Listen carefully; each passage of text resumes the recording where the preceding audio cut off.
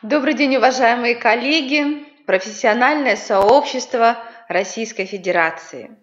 Коми-Республиканский институт развития образования проводит межрегиональный онлайн-семинар, посвященный вопросам моделирования и формирования новых механизмов финансовой и методической поддержки школ с низкими результатами обучения и школ, которые функционируют в сложных социальных условиях.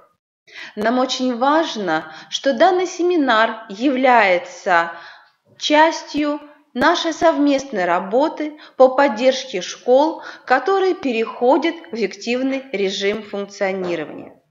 Целью семинара является презентация региональных и муниципальных практик перевода школ с низкими результатами обучения и школ, которые функционируют в неблагоприятных социальных условиях, в эффективный режим функционирования. Нам очень важно, что сегодня в рамках данного семинара будет представлен опыт регионов Российской Федерации, включенных в решение данной проблемы. К нам подключаются представители Тамбовской, Новосибирской, Тюменских областей, Забайкальского края и Московской области. Участники семинара выступят с докладами, в которых представят свои способы решения проблем данных школ. Также в рамках семинара будут обсуждаться вопросы реализации школьных, муниципальных и региональных программ поддержки школ, которые в настоящее время являются участниками проектов, которые реализуются в областях, в регионах нашей Российской Федерации. Коллеги, нам очень важно, что многие из тех, кто сегодня подключен к данному семинару, были активными участниками нашей международной конференции, которая состоялась 3 октября. Общее количество участников конференции было 250 человек, в том числе представители 10 регионов Российской Федерации и представители международного сообщества. Коллеги, сегодня мы с вами продолжаем обсуждение уже результатов деятельности наших команд регионов, команд муниципалитетов и команд школ. Я очень надеюсь, что наш семинар он станет важной частью не только обсуждения вопросов, которые связаны с исследованием данной проблематики, но мы представим уже какие-то готовые продукты, которые в дальнейшем будут рассмотрены на уровне Российской Федерации именно с точки зрения лучших практик работы со школами, которые находятся именно в таких сложных условиях, которые все-таки готовы перейти в эффективный режим функционирования.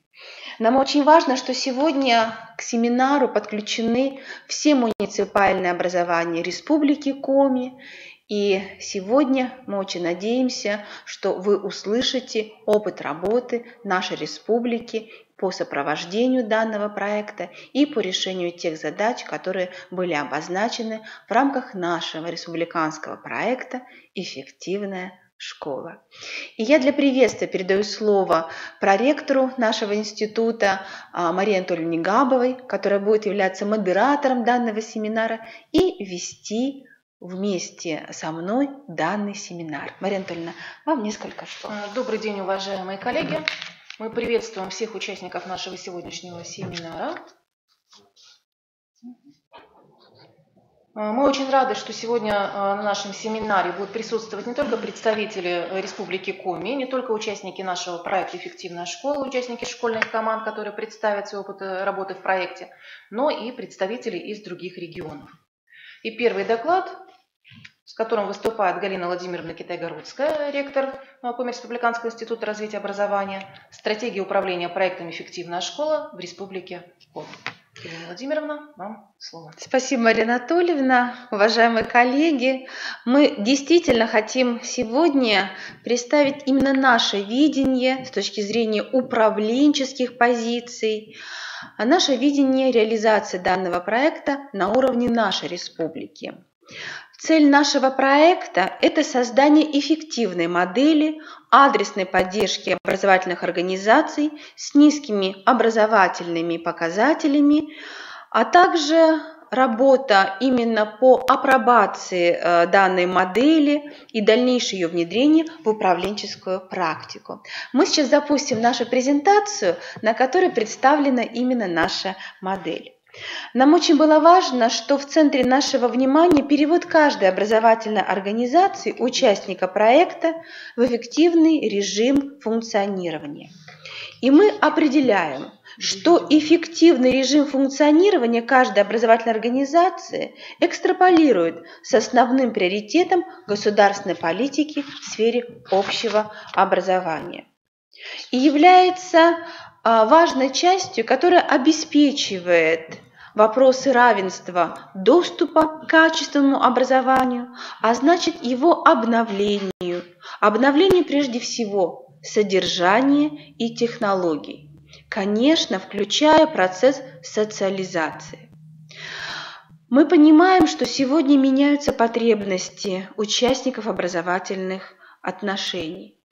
Поэтому мы в основе нашего проекта определили, что, конечно, мы ориентируемся на эти новые вызовы – социальные, культурные и экономические. Поэтому наша республиканская программа перевода школ с низкими результатами обучения и школ, которые функционируют в неблагоприятных социальных условиях, включала 4 направления. Мы их для себя обозначили как целевые стратегии данного проекта. Конечно, это мониторинг, диагностика и контекстный анализ результатов оценки качества образования. Обязательно мы обращаем внимание уже 2-й год на повышение уровня профессиональной компетентности педагогических и управленческих кадров наших школ, которые являются участниками проекта. Мы осознаем, что важно создать именно систему адресной методической поддержки каждой школы, которая участвует в проекте. И мы понимаем, что мы обязаны работать и с депутатским корпусом каждого муниципального образования, который должен принимать участие именно в системе формирования положительного имиджа каждой организации, которая находится в сложных социальных условиях. Поэтому для себя мы обозначили еще одну стратегию, новую стратегию для Республики Коми. Это именно совершенствование системы государственно-общественного управления в школах с подключением не только представителей органов исполнительной власти, но и законодательной власти, а также общественных организаций. Уважаемые коллеги, образовательный ландшафт нашей республики, он, конечно, неоднороден. И здесь вы на слайде видите, что особое внимание мы всегда уделяем тем базам данных, которые формируются ежемесячно в нашем республиканском центре оценки качества образования. И в 2018 году на основе семантического анализа мы пригласили участвовать в проекте все муниципальные образования республики, а также мы выделили 8 школ-лидеров, которые и оказывали методическую, консультативную помощь школам, участникам проекта. Эти школы, мы их определили как школы, которые переходят в эффективный режим функционирования. В этом году было 29. Поэтому вот такая перестройка целевых ориентиров проекта, она позволила нам немножечко по-другому посмотреть на начало реализации проекта именно в этом календарном году. И мы попытались осмыслить 2 управленческих процесса. В основе всех наших целевых ориентиров У нас находится управление изменениями, которые мы действительно постоянно анализируем и выходим на процесс именно корректирующих, преображающих действий. И мы ввели еще один элемент управления, который мы основываем именно на сценариях, прогнозах, на сценарных прогнозах, можно уж и так даже сказать. Поэтому, уважаемые коллеги, мы, конечно, на основе двух этих управленческих элементов изменили методологию мониторинговых исследований, которые проводятся ежегодно в Республике Коми, и сформировали обновленную информационную карту, которая является частью большой системы по анализу данных в каждой образовательной организации. Назвали ее «Паспорт образовательной организации». Именно в паспорт образовательной организации включена контекстная информация по кластерам образовательных организаций, которые мы выделили, и вы видите именно эту схему работы по именно управлению нашим проектом сегодня на слайде. Основанием для отнесения школы к тому или иному кластеру являются социокультурные особенности среды, особенности системы управления образовательной системой и, конечно, образовательный процесс. В каждом образовательном кластере были идентифицированы школы-лидеры и школы, которые требуют адресной, целевой поддержки для перехода в эффективный режим функционирования. Нам очень важно, что в этом году в контекстный анализ мы включили 3 новые составляющие. Вы видите тоже их сейчас на демонстрационном слайде. Мы добавили анализ инновационного потенциала каждой образовательной организации и анализ условий для дальнейшего сетевого взаимодействия.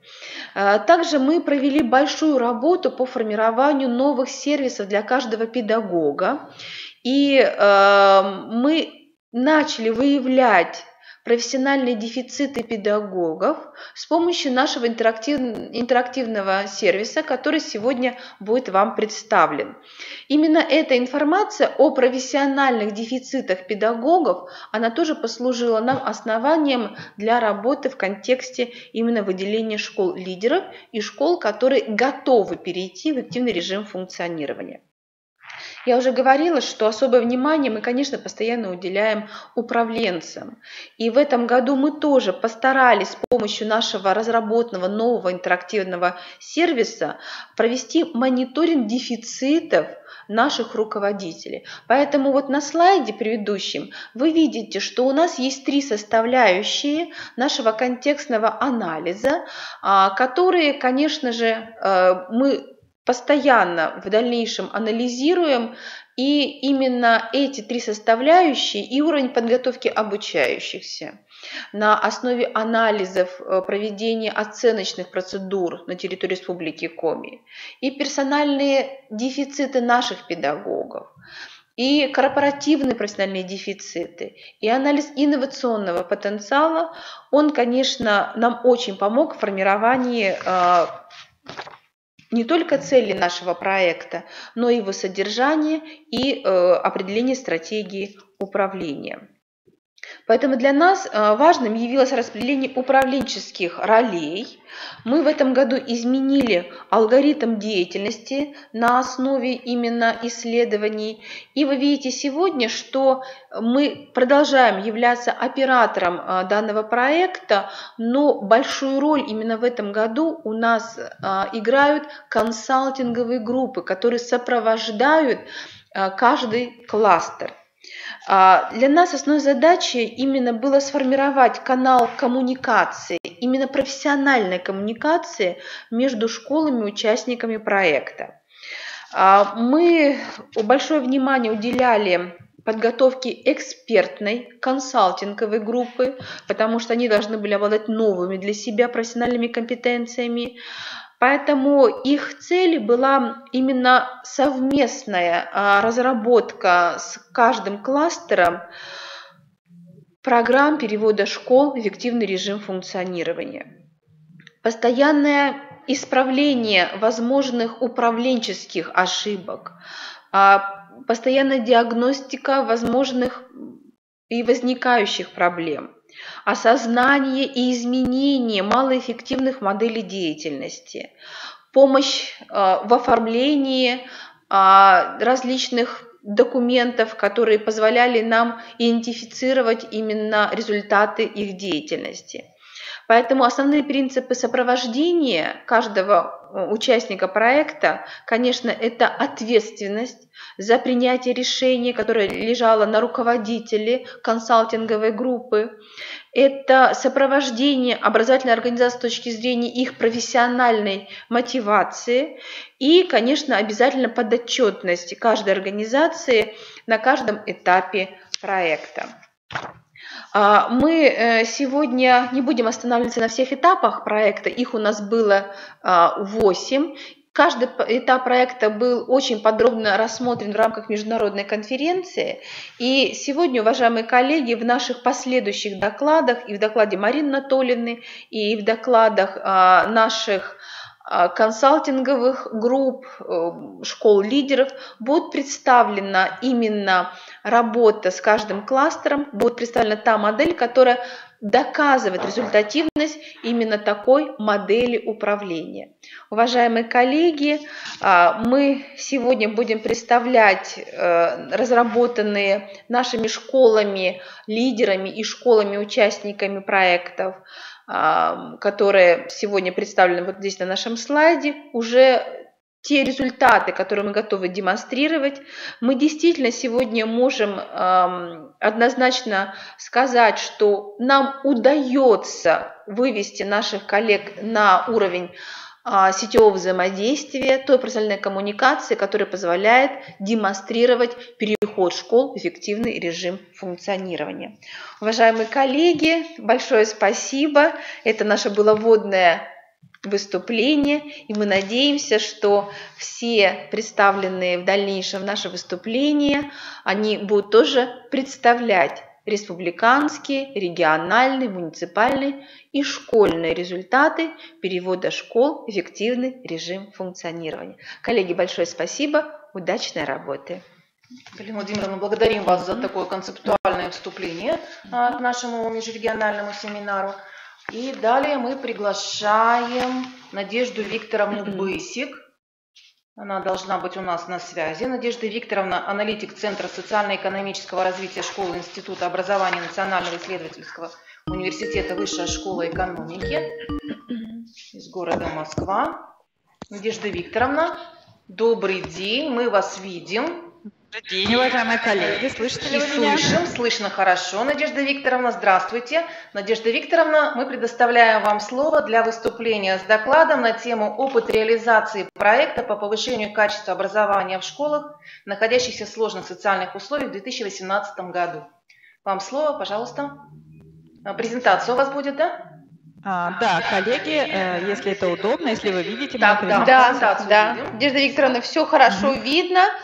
Все муниципальные образования, вот сейчас мы видим в нашем чате, что они вас тоже видят и слышат. Поэтому, Надежда Викторовна, мы передаем уже слово. Марина Анатольевна, передаем вам слово. Окей, уважаемые коллеги, к сожалению, я вас не вижу, поэтому буду просто в камеру улыбаться. Мне очень приятно снова выступать на семинаре в Республике Коми, тем более, что весной этого года я уже выступала на аналогичном семинаре, между прочим, с аналогичной темой. Поэтому на нынешнем выступлении я чуть-чуть скорректировала тему и хочу рассказать о тех задачах, которые стоят сегодня, и о тех способах, которыми мы можем эти задачи решать. Прежде всего, речь идет о современных требованиях к образовательным результатам. И это совершенно не случайно, поскольку новая система учительского роста, которая сейчас обсуждается, единые федеральные оценочные материалы, с которыми мы можем знакомиться, результаты исследований Рособорнадзора компетентности педагогов, которые критикуются, все это формирует некоторую образовательную повестку, к которой мы не можем относиться безучастно. Именно поэтому я хотела бы сегодня рассказать об этом, потому что мне кажется, что для школ проекта, школ, функционирующих в сложных условиях, все, что связано с современными образовательными результатами, с требованием к этим результатам, необычайно актуально. И мы можем здесь совершить прорыв, поскольку некоторые вещи доступны ведущим гимназиям и лицеям, успешным школам, ориентация на знания, ориентация на высокие результаты ЕГЭ для нас с вами не очень актуальна. Но зато мы можем совершить прорыв в других результатах, которые точно востребованы, будут все более и более востребованы в ближайшие годы. И у нас в проекте уже есть некоторые заделы формирования таких результатов. Вот об этом сегодня и расскажу. Итак, ни для кого не секрет, что роль учителя сильно изменилась. И если вот слева мы видим традиционную лекцию, это то, как образовательный процесс до недавнего времени осуществлялся, неважно в каком учреждении, в школе, в вузе, в профессиональном образовании, то сейчас мы видим точно правую схему, когда учитель конкурирует с большим количеством других источников информации, к которым ученики обращаются непосредственно. И задача учителя не стоять между источниками информации и учеником, а стоять рядом, помогая ученику формировать критическое мышление, навыки использования, поиска информации и компетентности, которые формируются на основе вот усвоения такой информации. И здесь я хотела бы привести некоторые примеры международные, которые, мне кажется, весьма актуальны. Ну, смотрите, например, Россия – одна из самых образованных стран. В сравнении с другими странами охват третичным образованием, то есть высшим образованием, в России гораздо выше, чем в других странах. Мы занимаем 4-е место с точки зрения развития объема человеческого потенциала, 42-е по параметрам реального использования навыков трудовой деятельности. Этот разрыв велик, но все-таки Россия одна из самых образованных стран. Но, к сожалению, нынешние исследования в области образования свидетельствуют, что важно не только какая доля населения учится в системе образования общего, высшего и так далее. А важно, как они учатся. Вот смотрите, мы рассматриваем справа и слева два графика. Справа график количества лет обучения. И мы видим корреляцию со среднегодовым ростом валового внутреннего продукта на душу населения. Точечки – это страны, это международное исследование. И мы видим, что корреляция существует, но она очень небольшая. То есть есть страны, в которых тоже большое количество населения учится, получает хорошее образование, но ВВП от этого не растет. Но если мы посмотрим на левый график, на котором по вертикали тоже отложен рост ВВП, а по горизонтали отложены результаты международных тестов. Наверное, вы знаете исследования PISA, TIMSS и так далее. Так вот, чем выше результаты тестов у учащихся, которые проходят это международное исследование оценки качества образования, тем выше рост ВВП. Здесь нет прямой зависимости, то есть мы не можем сказать, что одно, потому что другое. Но мы можем точно сказать, что в тех странах, где высокий ВВП, хорошие результаты образования. Не количество лет, проведенных в системе образования, а именно результаты. Но, к сожалению, в последние годы и этот левый график теряет свою актуальность. Почему? Исследователям кажется, что результаты, которые измеряют современные исследования качества образования, в том числе, кстати, исследования, проводящиеся в России, как то ВПР, НИКО, эти результаты теряют свою актуальность. Сейчас мир требует совершенно других результатов, так называемой новой грамотности, которая в системе образования не представлена и тестами и экзаменами системы образования не измеряется. Именно поэтому рост результатов экзаменов есть, а ВВП не растет. Что же предлагается? Неужели знания и навыки устарели? Да, устарели. Выходит на первый план новая грамотность, появляются новые профессии. И вот есть такой документ «Атлас новых профессий», он свободно распространяется в интернете, его сделали наши коллеги, российские ученые. И посмотрите, какие профессии появляются. Игромастер, биоэтик, космобиолог. Конечно, для того, чтобы современные учащиеся могли в будущем такие рабочие места занимать, их, наверное, нужно учить другому и по-другому. Идем дальше. Что же такое грамотность? Что собой она представляет на сегодняшний день? Это грамотность, которая характеризуется как отраслевая и базовая. Наверное, вы тоже слышали эти понятия soft skills и hard skills, то есть профессиональные умения в какой-то определенной сфере, финансы, здоровье, экология, и общие умения, soft skills, базовая грамотность, когнитивные навыки и некогнитивные.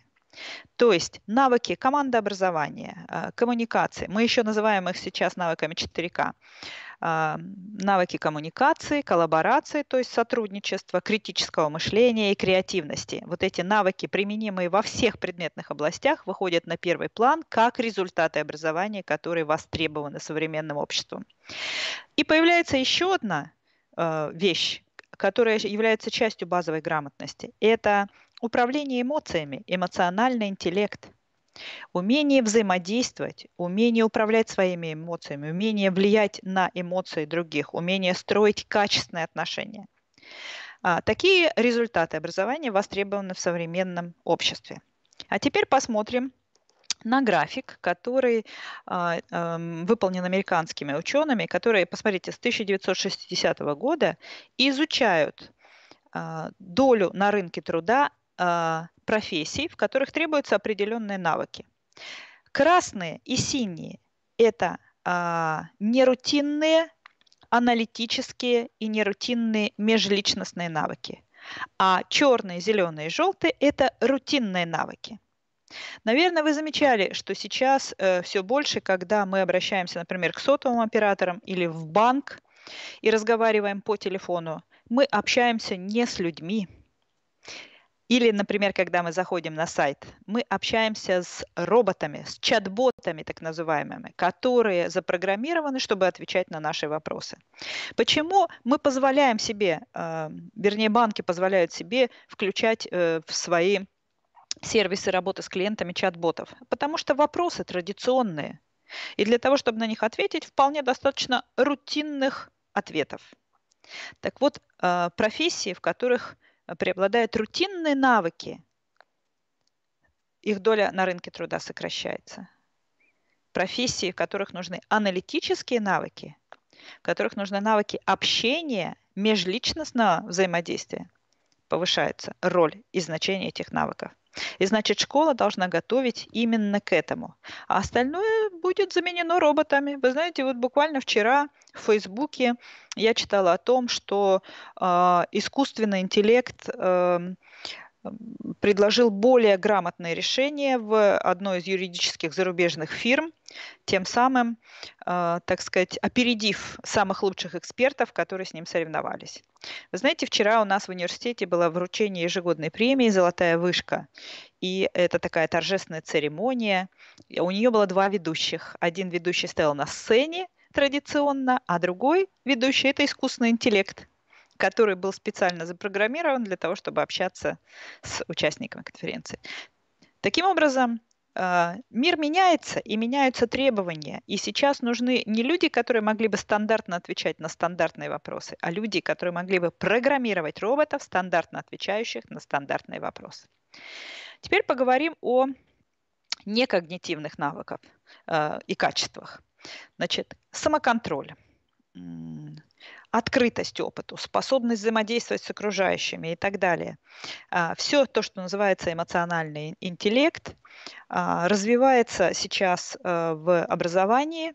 В зарубежных образовательных программах уже есть подобные курсы. У нас тоже, кстати, они есть. И мы на конференции в прошлом году представляли Викторию Шиманскую, которая руководит интересным сайтом Монсики и продвигает программы эмоционального интеллекта. Мы пока не говорим о том, как в учебном плане найти место этих программ. Мы говорим о том, что эти навыки точно востребованы, и нужно думать, что и как с этим делать.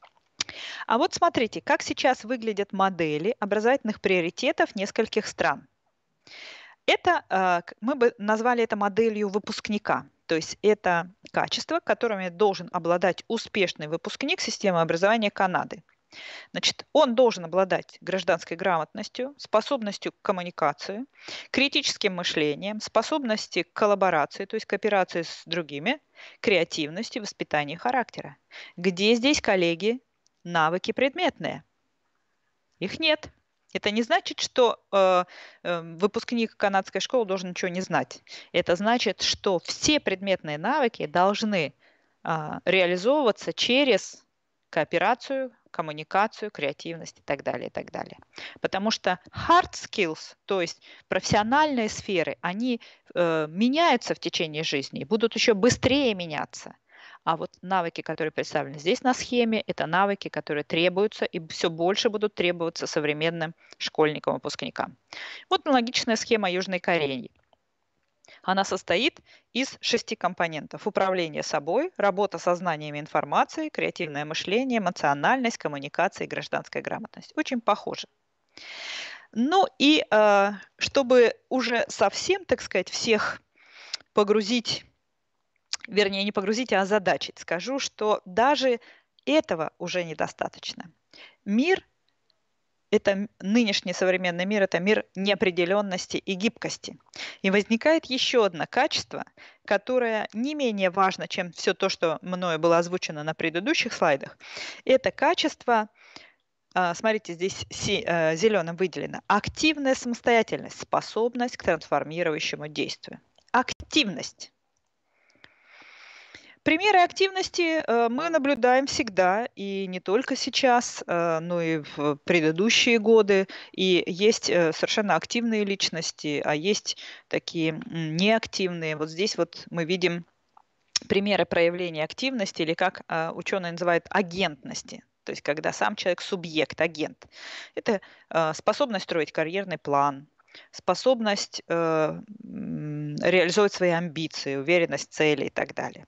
Таким образом, основные результаты образования сегодняшнего дня – это предметные компетентности, универсальные компетентности, soft и hard skills, личностные характеристики, эмоциональный интеллект и активная самостоятельность, умение преобразовывать действительность.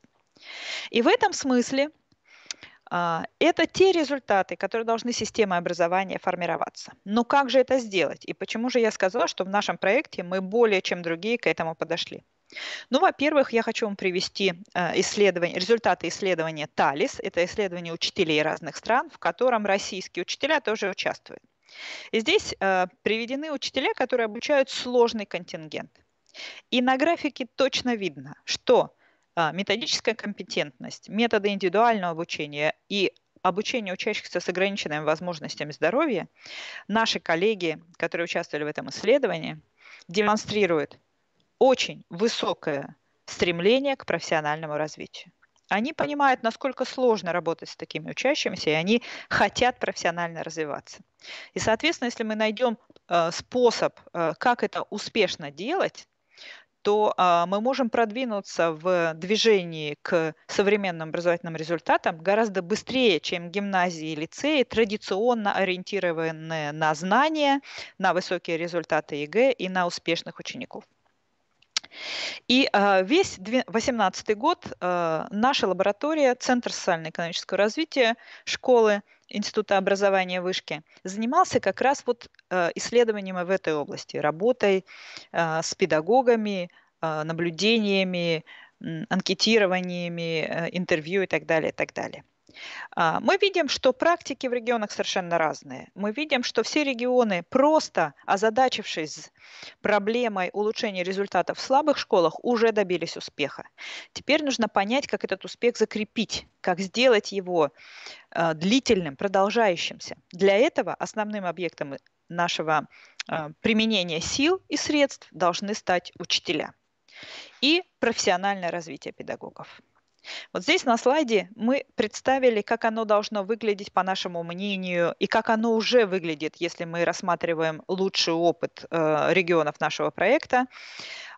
И, конечно, это уже не только курсы повышения квалификации в институтах развития образования или в педагогических университетах, даже с участием специалистов Высшей школы экономики, а это большое-большое поле возможностей, в котором есть и индивидуальное наставничество, и курсы, и самообразование, и стажировки, и конкурсы профессионального мастерства и так далее. Вот здесь на слайде как раз наиболее такие популярные и результативные способы, вернее, формы профессионального развития педагогов представлены. А дальше, изучив практики разных регионов и рассмотрев зарубежный опыт, мы пришли к выводу, что вообще профессиональное развитие представляет собой некоторый цикл. И 6 стадий этого цикла вот здесь на слайде представлены. Начинается с диагностики профессиональных дефицитов. Мы уже неоднократно говорили, как это сделать. Это углубленная диагностика в школе, это результаты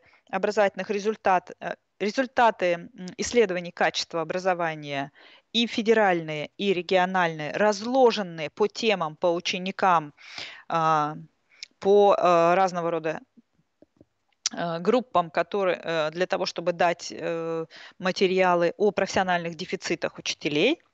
А далее мы считаем, создается ресурсная карта. Вот здесь вот на слайде мы ее примерно представили. В строках в первой колонке, значит, мы вписываем и могут быть вписаны разные субъекты, которые предлагают разные услуги повышения квалификации и мероприятий по профессиональному развитию. И чем больше субъектов в регионе участвует в этом деле, тем лучше. Они могут быть и государственные, и негосударственные, и регионального уровня, муниципальные. Сюда, конечно же, включаются школы и региональные инновационные площадки, и сетевые сообщества и так далее.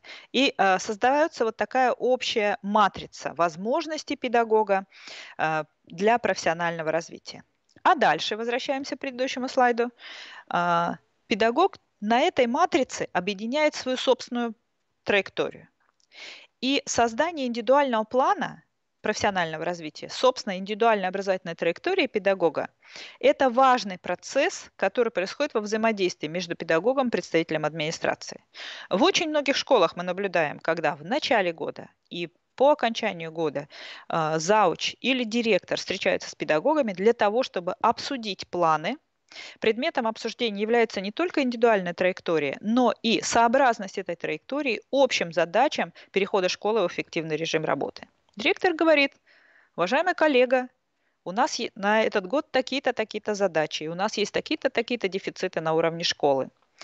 Как вы будете участвовать в решении этих задач?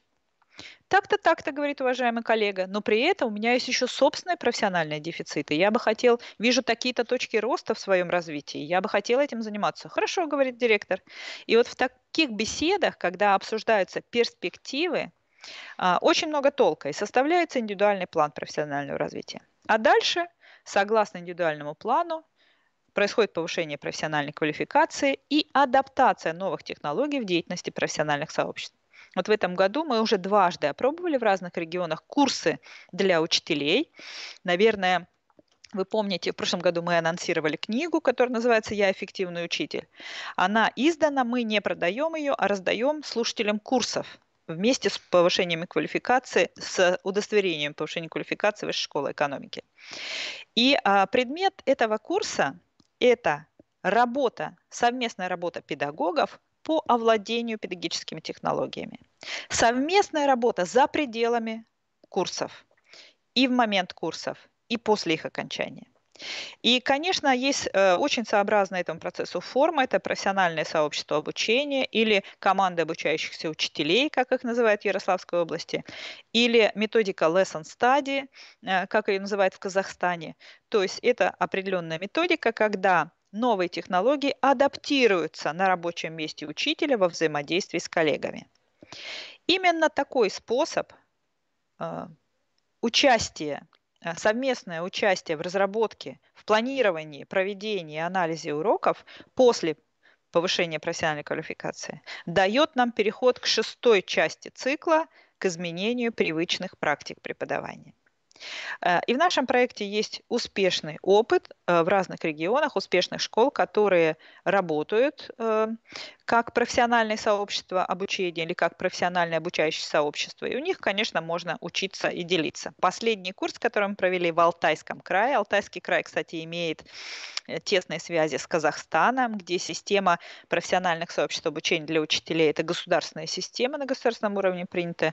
И мне кажется, что многие регионы могут связываться, ну или заказывать нам такие курсы, мы с удовольствием будем это делать. Таким образом, уважаемые коллеги, новые результаты, не связанные с предметными знаниями, а связанные с развитием профессиональных компетенций, общих навыков, как мы их называем, навыки 4К, эмоциональные навыки или развитие эмоционального интеллекта и активность, субъектность, участие индивида в формировании собственной образовательной жизненной траектории – это те результаты, которые мы должны добиваться, участвуя в непрерывном профессиональном развитии, частью которого является не только повышение квалификации, курсы, но и такие вот мероприятия, на которых мы с вами присутствуем. И я желаю, чтобы все активно участвовали вот в такой деятельности. Спасибо.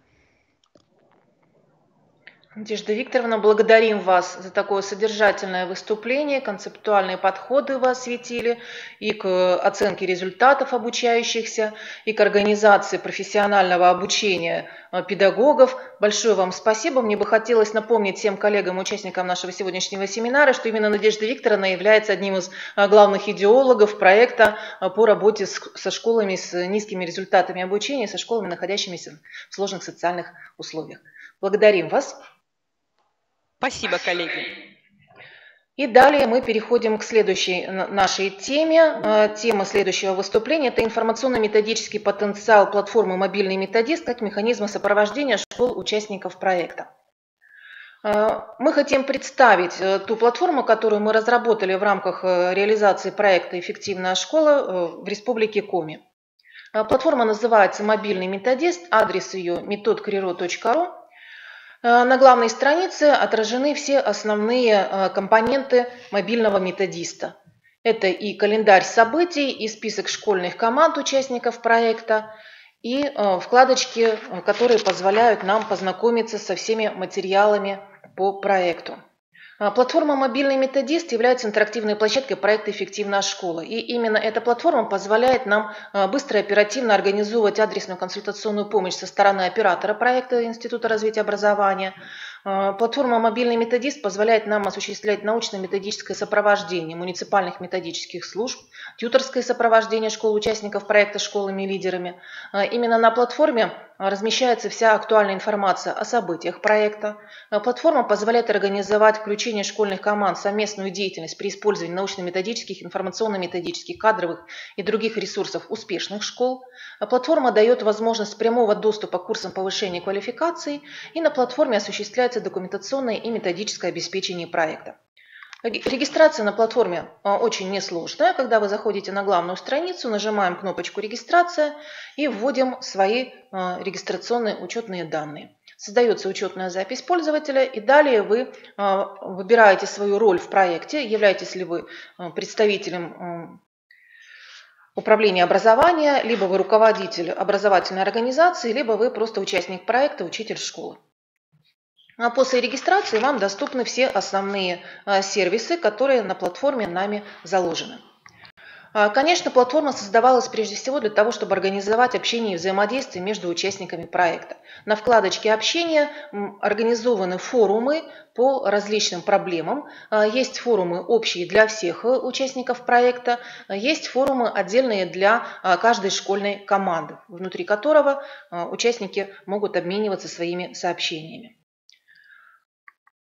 Созданы страницы всех команд проекта. В каждой команде можно увидеть представителей, которые зарегистрированы на платформе «Мобильный методист». И на страничке команды представлена видеовизитка. Например, в данном случае мы смотрим визитку команды 8, которая включает в себя Кайгородский, Прилузский и Сысольский муниципальные районы. Представлена видеовизитка школы лидера из Прилузского района Обячевской школы и материалы, которые школа предлагает для участников своей команды. А также разработанные участниками проекта программы повышения качества образования, которые были представлены на грантовый конкурс, и эссе «Мы одна команда». Также на платформе представлены материалы школьных команд. В данном случае мы видим те материалы, которые были представлены различными школьными командами. Это материалы самого различного характера, методические материалы, видеозарисовки, программы перевода школ в эффективный режим, программы повышения качества образования. Внутри школьных команд заключены партнерские соглашения о сотрудничестве. Школа-лидер заключила соглашение со всеми школами-участниками проекта внутри своей школьной команды, используя проект, который был предложен на платформе «Мобильный методист» в разделе «Документы». Подписание партнерского соглашения о сотрудничестве явилось главным условием для участия в грантовом конкурсе. На платформе «Мобильный методист» организован доступ к курсам повышения квалификации. В частности, у нас прошла летняя дистанционная школа. На курсы летней дистанционной школы можно было записаться непосредственно на самой платформе. А курсы размещаются на площадке дистанционного обучения Института развития образования. И прямой доступ для записи на эти курсы был организован на платформе «Мобильный методист». С 20 июня по 5 июля у нас прошли 5 программ повышение квалификации, это организация работы по выявлению и преодолению профессиональных дефицитов педагогических работников общеобразовательных организаций. Это программа психолого-педагогические технологии адресной работы с учащимися школ с низкими результатами обучения и учащимися школ, функционирующих в неблагоприятных социальных условиях. Это программа проектирования воспитательной системы школы, функционирующей в неблагоприятных социальных условиях, программа эффективное управление качеством образования общеобразовательной организации и программа профилактика асоциального и зависимого поведения. Вы видите, кто у нас являлся преподавателем на этих программах. Это все сотрудники Коми Республиканского института развития образования. И достаточно большой отклик мы получили от участников проекта. Мы участвовали в различных программах от 20 до 29 человек.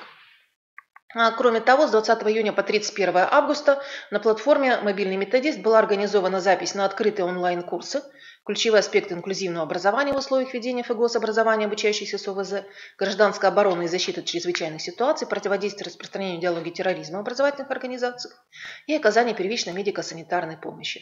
То есть все участники проекта могли пройти обучение на открытых онлайн-курсах. В октябре-ноябре мы организовали очные курсы по 7 программам. Курсы проводились на базе Института развития образования. Курсы по программам организация работы с родителями, актуальные направления деятельности педагога-психолога в школах, находящихся в неблагоприятных социальных условиях, организация логопедической работы с детьми младшего школьного возраста при нарушении их письменной речи, содержание воспитательной деятельности классных руководителей общеобразовательной школы, социализация учащихся школ, существующих в неблагоприятных социальных условиях, совершенствование внутришкольной системы оценки качества образования и социально-психологическое сопровождение обучающихся. Обучение на программах прошли не только педагоги, но и педагоги-психологи, социальные педагоги школ и руководители образовательных организаций школ, участников проекта. А также на платформе «Мобильный методист» предложены методические рекомендации для участников проекта. Это рекомендации, разработанные преподавателями Института развития образования, а также из новинок выложен пакет методических материалов, представленных нам Российской Федерацией. Это новый материал. Я призываю всех участников проекта ознакомиться с этими рекомендациями и использовать их в своей образовательной практике. В разделе «Документы» на платформе «Мобильный методист» представлены основные документы, регламентирующие реализацию проекта «Эффективная школа» на территории Республики Коми. Это приказы Министерства образования, науки и молодежной политики Республики Коми, приказ Института развития образования, проект соглашения и положение о грантовом конкурсе для участников проекта. Все основные события отражаются в календаре событий. На главной странице мы видим вот такой вот краткий вариант, да, наводя мышку на дату, мы видим название события. И вот здесь предложен такой более развернутый вариант, календарь на месяц. Вот мы видим в ноябре, какие события у нас происходили. Сегодня мы видим, это у нас проходит наш семинар. Ну, конечно, не все можно реализовать в виртуальной форме, не все можно реализовать на платформе «Мобильный методист». Конечно же, нужны и очные встречи с участниками проекта. И наша консалтинговая группа Института развития образования проводит такие выезды, которые мы называем мобильный методист в муниципалитете. На сегодняшний день уже 5 выездов мы организовали. Мы побывали в Карткировском районе, в Усть-Вымском районе, в Сысольском районе, в Прилузском районе, в Книжпогодском районе, в Сыктывдинском районе. Завтра будет наш еще один выезд. Темы, которые мы рассматриваем на наших выездах, формируются непосредственно самими участниками проекта и по запросам от управлений образования муниципалитетов.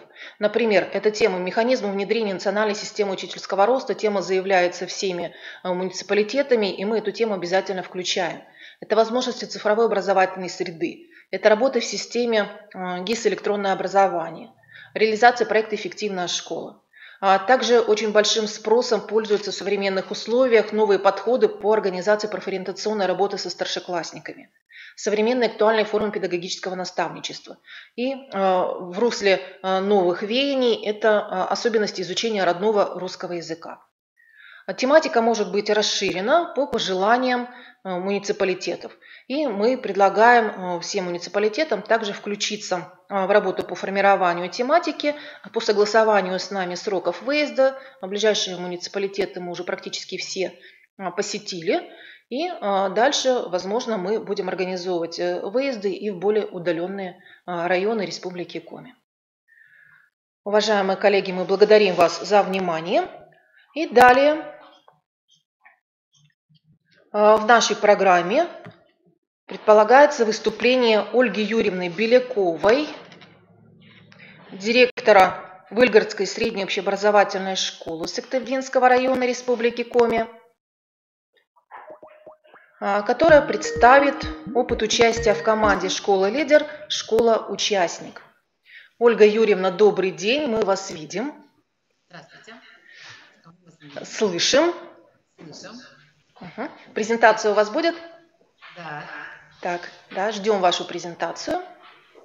Мне уже можно начинать говорить. Да, вы уже можете начинать свое выступление. Пожалуйста, вам слово. Здравствуйте, всем добрый день. Мы рады вас приветствовать. Всех участников онлайн-семинара. Ну и мы готовы с вами поделиться, значит, наработанным материалом как участникам школы лидеров в проекте «Эффективная школа». И сегодня мы также предлагаем вашему вниманию презентацию как отражение нашей работы. Вообще хочется сказать, что наша школа является непосредственным участником всех позитивных процессов инновационного развития образования на всех уровнях. Мы являемся республиканской пилотной площадкой по ведению ФГОС, основного общего образования в Республике Коми, стажировочной площадкой КРИРО учителей начальных классов, реализующих ФГОС, а также опорно-методической площадкой «Типовые задачи как средство формирования и оценки универсальных учебных действий учащихся начальных классов». На данном слайде представлены наши школы-спутники, ну теперь мы их называем наши друзья, это те школы, с кем мы непосредственно работаем. Итак, нами разработана программа тьюторского сопровождения по повышению качества начального общего образования на основе формирования и оценки универсальных учебных действий учащихся. Целью программы, естественно, является обеспечение развития профессиональных компетенций учителей начальных классов школ, участников которых мы ранее перечислили. Мы разработали и внедрили модель тьюторского сопровождения учителей начальных классов школ участников. И, конечно, мы совместные мероприятия, они организованы по обмену опытом профессиональных объединений школьников. Ведется методическая школа. И, конечно, все это делается, чтобы обеспечить итогов реализации ФГОС в части освоения технологий, метапредметных образовательных результатов. Нами, об этом уже говорили ранее, партнеры. Здесь хочется сказать, что если мы не могли об этом сказать, у нас будет проблема, то управление нашего района это завершено удачно. То есть школы несколько проектов. Наша реализация проекта Задачами проектировочного этапа являются проектирование деятельности с целью создания условий для профессионального образования педагогов, разработка большого ресурсного пакета, это и семинары, и стажировки, мастер-классы, открытые уроки, практикумы, работа с комплексными материалами для учащихся по формированию УД. На организационном этапе, вообще организационный этап – это формирование механизмов координации деятельности школы-лидера и школ-участников проекта. Обязательное проведение очного семинара по теме повышения качества образования на основе формирования УД учащихся. Организация стажировки педагогов школ-участников на базе школы-лидера. Проведение мастер-классов, открытых занятий для данных педагогов. Организация процесса дистанционного обучения для педагогов школ, участников проекта. Итак, какие же мероприятия в рамках проекта мы уже смогли осилить вместе? Начинали мы 25-27 апреля, когда приняли участие в неделе коучинга для школ и лидеров, и участников проекта. Был сформирован кейс диагностических мероприятий, направленных на выявление педзатруднений в части формирования УД. Далее проведена диагностика метапредметной компетентности учителей начальных классов наших школ-спутников. И методистами управления образования разработана и разослана школам участников проекта «Рабочая тетрадь» для самостоятельной работы учителей.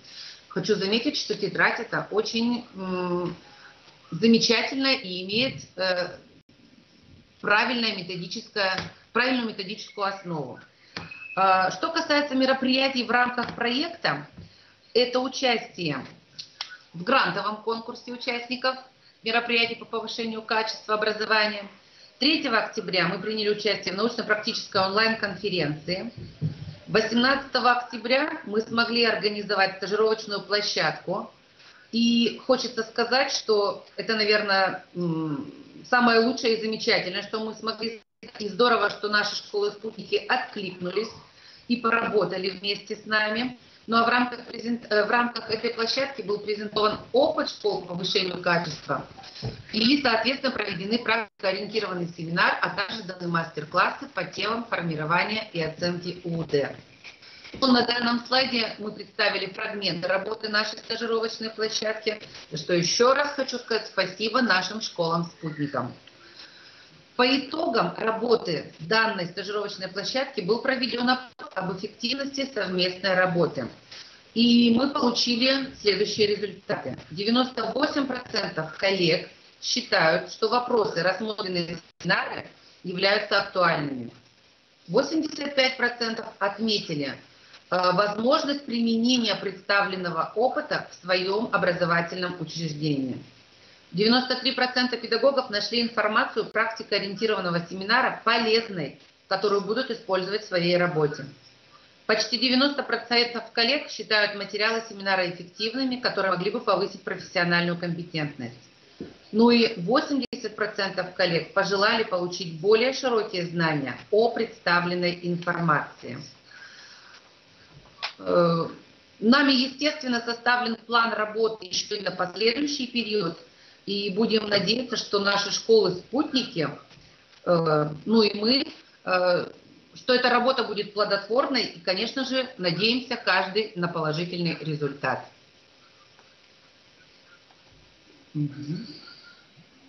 Благодарим вас, Ольга Юрьевна, за ваше выступление.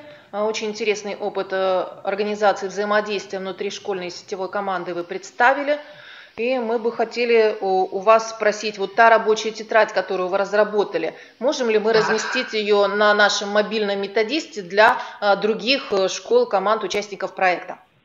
Вот я сейчас подчеркну и повторю, что данная тетрадь разработана методистами управления образования. Но так как мы работаем в одной команде, они нам ее посоветовали, и, естественно, мы используем и в своей работе, и для школ-спутников. Поэтому давайте мы уточним этот вопрос в управлении образования. Раз они дадут добро... Авторские права нам необходимо соблюдать. Да. Ну, поскольку управление образования тоже являются участниками нашего проекта, я думаю, против они не будут. И другие школьные команды смогут также воспользоваться материалами, представленными в данной рабочей тетради. Спасибо большое вам за выступление. А у нас следующий дистанционный участник нашего семинара Игорь Николаевич Кирсанов.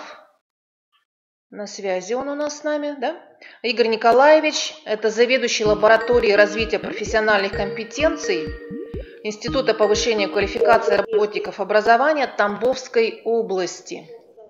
Игорь Николаевич, слышите ли вы нас? А у нас следующий дистанционный участник нашего семинара, Игорь Николаевич.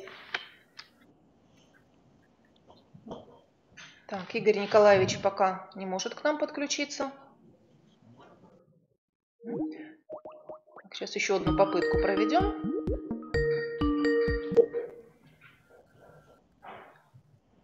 Игорь Николаевич, добрый день, мы вас видим. Пока не слышим. Добрый день, уважаемые коллеги. Слышим хорошо вас. Добрый день. Мне очень приятно принять участие в сегодняшнем мероприятии, потому что проблема, о которой мы говорим, она актуальна, наверное, для любого субъекта Российской Федерации. Мы все понимаем, что реальное качество образования, оно измеряется не только результатами, так сказать, тех школ, которые находятся на самой верхушке, да, этого топа, но и тем, какое образование получают дети в других школах. В своем выступлении я хотел бы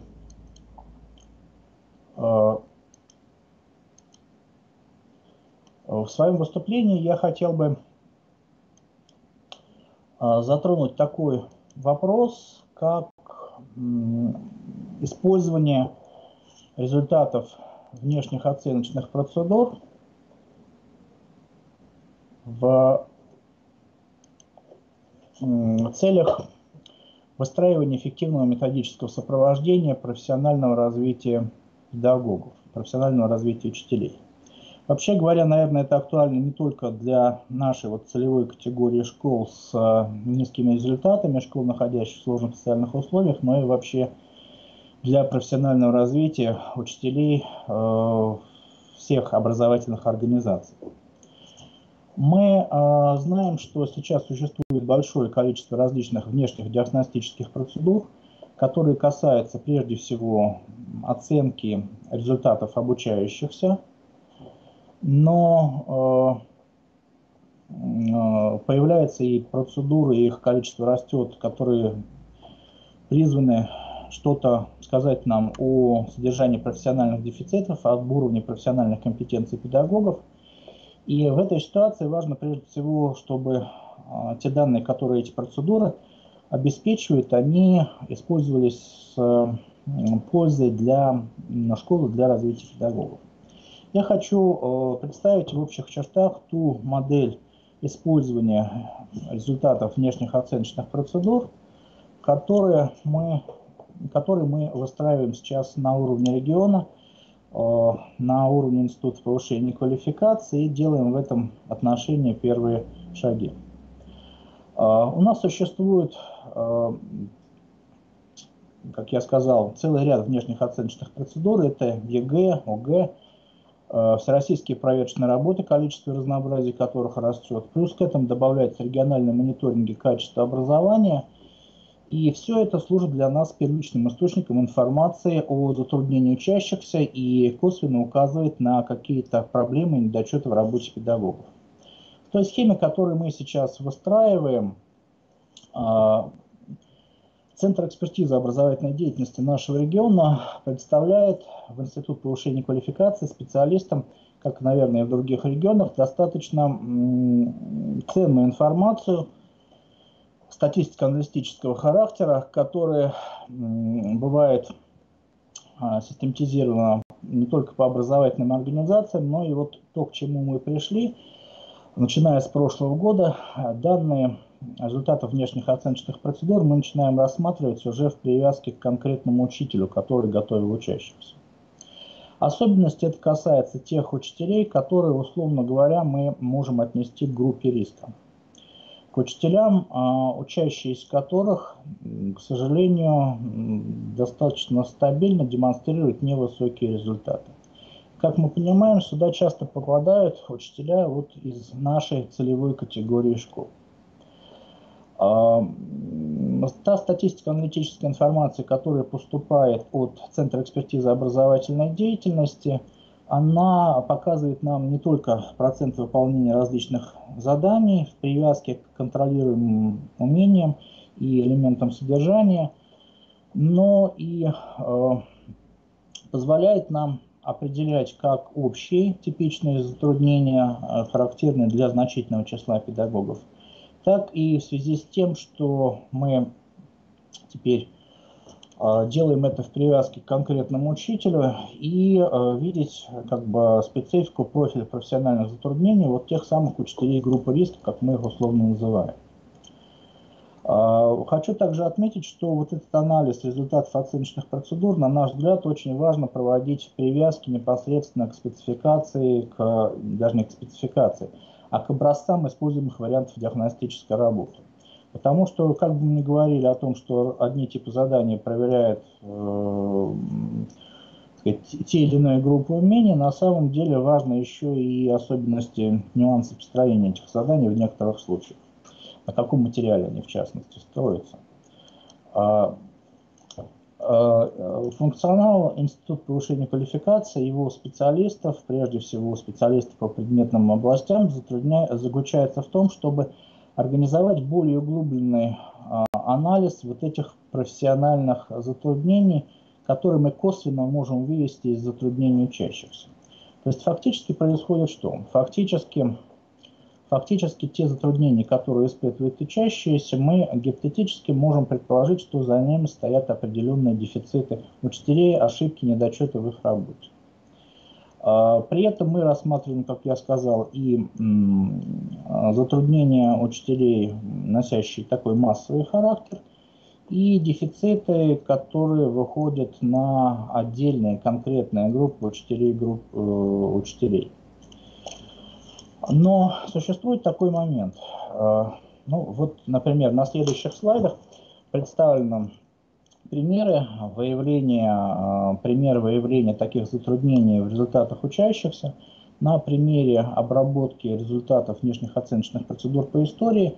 Отправной точкой здесь служат результаты ЕГЭ, поскольку мы понимаем, это наиболее, так сказать, значимая, что ли, весомая оценочная процедура. Но вы можете заметить здесь внизу слайда, что результат ЕГЭ в то же время накладывается на те затруднения, которые проявляются у учащихся и в рамках обязательного государственного экзамена по тому же предмету в 9 классе, и в рамках всероссийских проверочных работ. Вот те плюсы, которые видны справа, это как раз указание на вот то, что позиции данные проблемные, они носят в определенной степени сквозной характер. И хотелось бы подчеркнуть еще следующий момент. Вот именно важность и ценность, что ли, анализа затруднений учащихся не на срезе одной из процедур, а именно просматривая их такой вот вертикаль. Это дает нам информацию более объемную, более значимую. Также стоит сказать, что хотя речь идет о выявлении, основываясь на ЕГЭ, или на ЕГЭ прежде всего, в большей степени предметных затруднений, но тем не менее, проанализировав содержание этих предметных затруднений, мы видим, что многие вещи предметные, они на самом деле очень тесно сопряжены с метапредметными навыками и умениями учащихся. Ну, в частности, вот на этом слайде мы видим умение привлекать конкретные факты для аргументации заявленной позиции в рамках ЕГЭ по истории, выстраивать логически грамотную аргументацию, характеризовать значение исторического события. Вот. И в конце концов мы приходим к тому, что затруднение учащихся вызывает задание, где нужно продемонстрировать, собственно говоря, соблюдение целого ряда формальных требований там, к написанию, например, исторического сочинения. Эти позиции, они хоть и связаны с предметным содержанием, но за ними стоят определенные универсальные в общем-то, умения. Вот. Ну и, собственно говоря, вот на следующем слайде показаны тоже вещи, которые эту мысль иллюстрируют. Они указывают на в данном случае недостаточно систематичных знаний и так далее.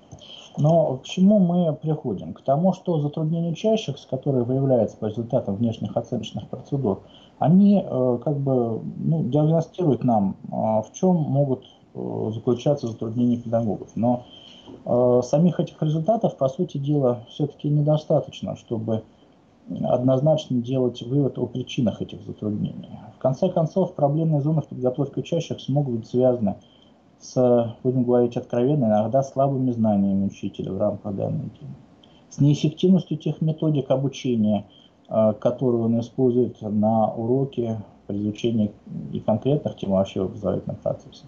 Они могут быть связаны с недостаточным вниманием именно к изучению данного вопроса или к отработке данного вида деятельности учащихся. Поэтому мы приходим к тому, что результаты внешней диагностики образовательных результатов учащихся, их целесообразно дополнять еще и диагностикой профессиональных дефицитов и сформированности профессиональных компетенций предметных и методических педагогов. Именно по этому пути мы пошли, начиная с прошлого года, и фактически это выглядит следующим образом. На основе тех дефицитов, которые демонстрируют учащиеся в рамках оценочных процедур, мы на уровне института начинаем разрабатывать и апробировать инструментарий для диагностики профессиональных дефицитов уже самих педагогов.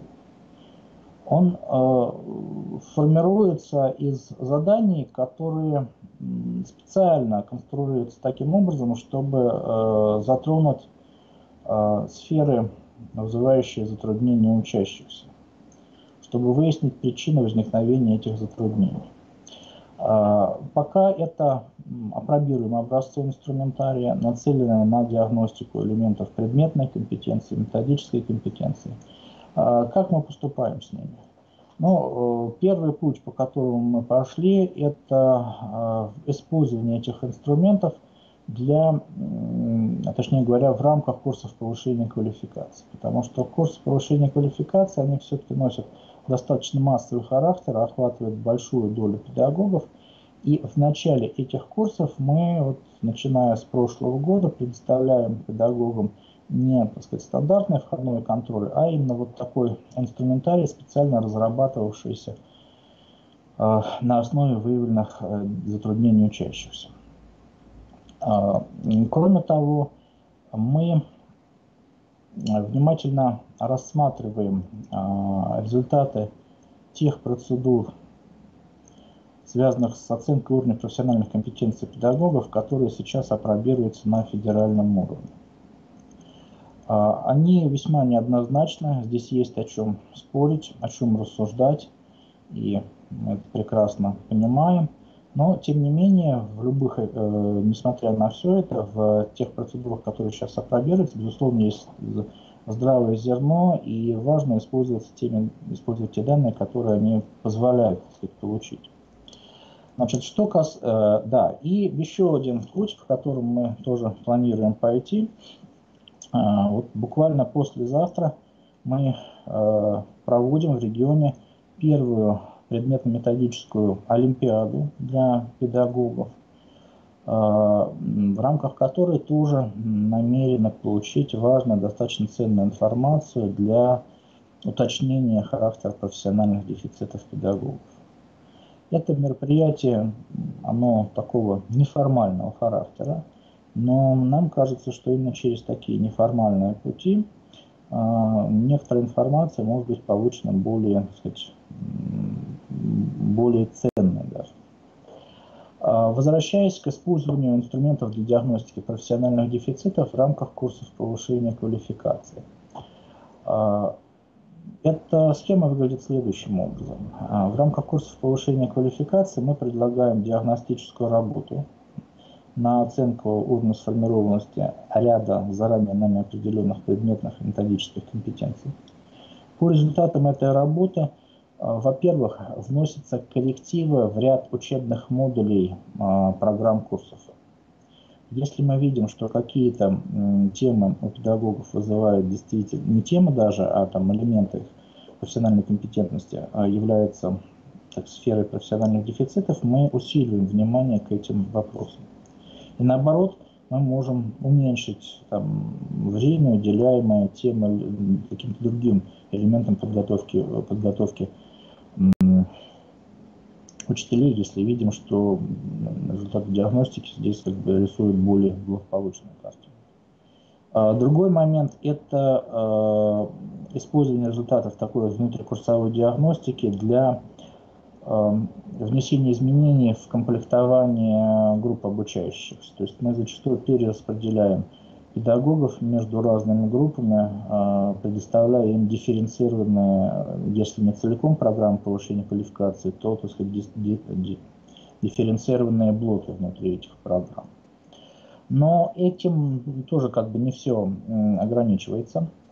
На стадии завершения курсов мы сейчас начинаем предлагать педагогам определенный тоже итоговый контроль, который призван показать прежде всего, наблюдается ли положительные изменения в уровне профессиональной компетентности педагогов с точки зрения преодоления тех дефицитов, которые мы выявили в рамках диагностики. Однако мы прекрасно понимаем, что курсовая подготовка – это все-таки далеко не все, что способствует профессиональному развитию педагогов, и не меньшую, а реально, возможно, даже и большую роль играет процессы профессионального развития именно на рабочем месте, в образовательной организации, в рамках профессионального сообщества муниципалитета, где трудится педагог. Поэтому, во-первых, результаты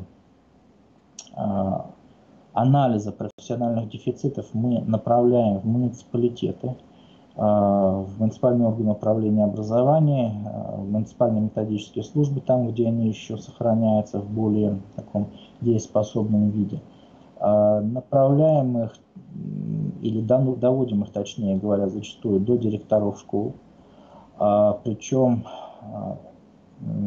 зачастую это информация, которая указывает на дефициты, скажем, конкретных педагогов. На муниципальный уровень мы направляем также определенные рекомендации по содержанию методической работы, которая может быть организована с педагогами с учетом этих дефицитов. Плюс зачастую эти рекомендации подкрепляются какими-то учебно-методическими материалами. При этом хочу подчеркнуть, что в рамках вот этой модели диагностики профессиональных компетенций и использования для выстраивания методического сопровождения педагогов мы как раз специально особо выделяем и анализируем в качестве такой отдельной особой категории результаты и учащихся педагогов тех школ, которые у нас вошли в проект по улучшению результатов школ, работающих в сложных условиях, имеющих на данный момент низкий результат. Что касается, например, решений, принимаемых на муниципальном уровне, на уровне руководства образовательной организации, это и решение о проведении определенных методических мероприятий. Если мы видим, что затруднение носит такой, так сказать, широкий и серьезный характер, то это определенная серия методических мероприятий. Это могут быть решения о формировании как раз вот проблемно-творческих групп, которые работают в режиме профессиональных сообществ обучения. Если определенные профессиональные дефициты, они не имеют очевидного готового методического решения, и необходимо приложить некоторые усилия для поиска наиболее эффективных, так сказать, способов их преодоления. Кроме того, естественно, что администрация школ и руководство муниципальных органов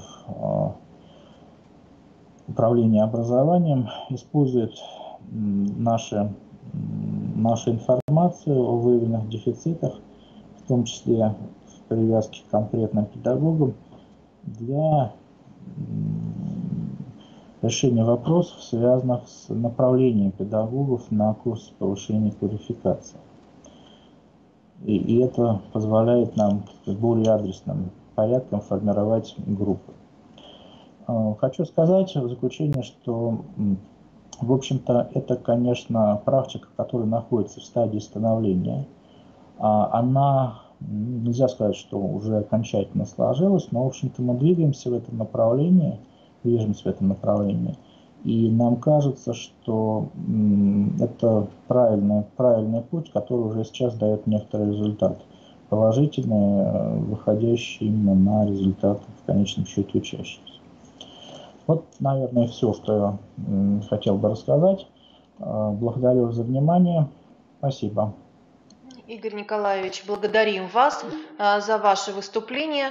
Хотелось бы отметить, что те подходы, которые вы осветили в своем выступлении, они во многом сходны с теми подходами, которые реализуем мы в Республике Коми при разработке программ адресно-методической поддержки школ в достижении предметных результатов. И мне бы хотелось напомнить всем участникам нашего проекта, школам-участникам проекта, о том, что программы реализуются. 5 программ у нас в ноябре уже прошло, в декабре также запланированы программы по различным предметам, в том числе математика, русский язык, география. Пожалуйста, направляйте своих учителей на эти программы.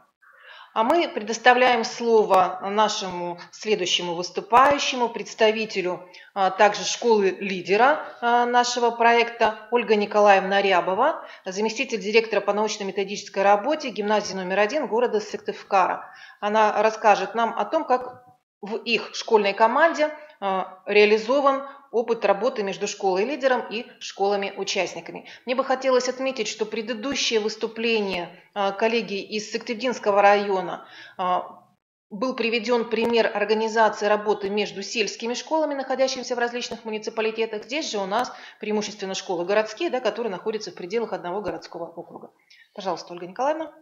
Добрый день, уважаемые коллеги. Я представляю опыт взаимодействия школ, участников проекта «Эффективная школа» по повышению качества образования в школах с низкими результатами обучения и в школах, функционирующих в неблагоприятных социальных условиях. В данном проекте у нас задействовано 4 школы. Мы, гимназия 1 Эжинского района города Сыктывкара, школа-лидер, и 3 средние общеобразовательные школы. Это школа номер 15 поселка Верхняя Максаковка, школа номер 20 поселка Ситкыркыч и школа номер 31 Эжинского района. В рамках данного проекта разработаны были локальные акты, которые располагаются в данный момент на сайте гимназии. Разработана также программа взаимодействия школ в рамках данного проекта. В апреле минувшего года мы участвовали в неделе коучинга для школ-лидеров и школ-участников проекта. В мае у нас также состоялась рабочая встреча с представителями школы номер 20, и мы выявляли проблемы, пути решения, и гимназия 1 в данном случае распространяла опыт работы, в том числе и по контрольно-оценочной деятельности, так как гимназия заявлена и сейчас реализует деятельность по проекту республиканского значения и является региональной инновационной площадкой по теме формирования системы оценочных процедур в условиях реализации в ГОС. Поэтому тема повышения качества и создания условий для повышения качества образования является актуальной вот для данных школ в том числе. Мы как школа-лидер разрабатываем нормативную базу, разрабатываем различные контрольно-измерительные материалы и готовы делиться с школами-участниками проекта. В июне 2018 года мы приняли участие в международном семинаре «Эффективная школа» и также прошли здесь рабочие встречи со школами 15, 20, 31, обмен опытом, обмен информацией. В июне 2018 года мы подписали соглашение гимназии со школами 15, 20 и 31. Были подписаны соглашения о сотрудничестве, где мы предлагаем обмен опытом, предлагаем различные семинары, а также консультации. В рамках соглашений о сотрудничестве у нас состоялось 18 сентября рабочая встреча с заместителем директора по воспитательной работе школы 31 с заместителем директора нашей гимназии по документации, по составлению программ воспитания и социализации и совместным мероприятиям. Как результат данной встречи 12 октября в рамках благотворительного концерта для детей-инвалидов Эжинского района в рамках межшкольного проекта и реализации детской образовательной инициативы РДШ состоялся данный концерт, и были приглашены все участники проекта. Активное участие приняла школа номер 31. Они представили в рамках концерта номер, приняли участие учителя также из данной школы и участвовали в флешмобе. Команда полностью, все данные участники проекта приняли участие в грантовом конкурсе, то есть здесь непосредственно произошло очень активное взаимодействие. Мы все представили материалы, представили от нашей команды эссе и заняли таким образом 3-е место. Денежные средства, которые предполагаются в рамках данного проекта, распределены были в равных долях между всеми 4 школами и в перспективе, и сейчас тоже уже направлены на улучшение материально-технического оснащения школ участников проекта. В перспективе в рамках взаимодействия мы предполагаем проведение семинаров, мастер-классов, и также по требованию, допустим, по предложениям данных школ, мастер-классы по повышению качества образования в школах с низкими результатами и в школах, находящихся в неблагоприятных условиях. Мы думаем, что такое сотрудничество очень продуктивное, и надеемся, что условия, те, которые на данный момент созданы, будут благоприятными для повышения качества образования в данных школах.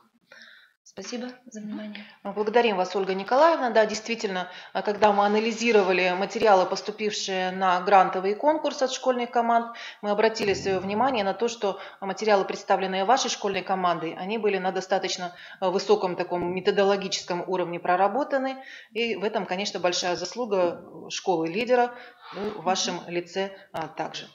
Благодарим вас. И далее у нас подключается еще несколько участников из различных регионов, и в том числе и от Республики Коми. Елена Ивановна Пиатух, начальник отдела информационно-аналитической работы Новосибирского института мониторинга и развития образования, представляет выступление «Опыт Новосибирской области по поддержке школ с устойчиво низкими образовательными результатами». Интересно, что там в Новосибирской области творится, да, и какие идеи мы бы могли привнести и в нашу образовательную практику. Пожалуйста. Уважаемые участники семинара, я сегодня представлю опыт Новосибирской области и расскажу вам о региональных механизмах поддержки школ с низкими образовательными результатами и работающих в сложных социальных условиях, которых мы называем школами роста. Впервые группу школ с низкими результатами мы выделили в 2015 году. Их было тогда 109, они составляли 12%. Из них в 2017 году в рамках ФЦПРО были выделены 47 школ, это 5%, и из них 12 работали в социально неблагоприятных условиях. В этом году таких школ 62, 7%, и из них 10 работают в неблагоприятных условиях. Мы также выделяем школы группы риска, для которых также важно обеспечить поддержку и их сопровождение, чтобы они не перекатили плавно в те школы, о которых мы говорим. Каждый год по группе школ мы проводим анализ дополнительной информации. Это материально-технические, кадровые условия, дальше результаты региональных оценочных процедур, результаты контрольно-надзорных мероприятий, организация дополнительного образования, наличие объектов культурной инфраструктуры и результаты независимой оценки качества образовательной деятельности. Для каждого муниципалитета и по каждой школе мы пишем такую подробную информацию, информацию, которую можно дальше использовать в своей работе. Проводим типологизацию школ. У нас мы выделяем 6 типов школ. Это школы с признаками социального учреждения, школы с признаками неэффективного управления, школы с низким кадровым потенциалом, с низким уровнем кадрового потенциала, с высоким уровнем депривации детей, высокий уровень депривации родителей и школы, расположенные на территории с признаками депрессивности. Больше всего у нас школ в группе с низким кадровым потенциалом 39%, дальше идет расположенных на территории с признаками депрессивности 21%. В целях повышения качества образовательных результатов обучающихся и для поддержки и сопровождения школ роста у нас в регионе еще в 2016 году была разработана региональная дорожная карта. В этой дорожной карте определены задачи, сформулированы планируемые результаты и построен план основных мероприятий. Хочу подчеркнуть, что дорожная карта – это управленческий механизм, управленческий инструмент, в которых обозначены и механизмы достижения вышеназванной цели. Под механизмом мы понимаем последовательность действий и процессов для решения каких-то проблемных вопросов. В региональной дорожной карте выделены 7 механизмов. Это организационные, экономические, кадровые, информационные. Они перед вами на слайде. И я сейчас попробую проанализировать, какие механизмы у нас в регионе сработали, что у нас не получилось, что нам предстоит доработать и изменить. Обсудим организационные механизмы. Во-первых, в регионе действует Координационный совет по реализации региональной дорожной карты, который организует работу 4 подведомственных Министерств образования учреждений, которые являются операторами проекта по поддержке этих школ.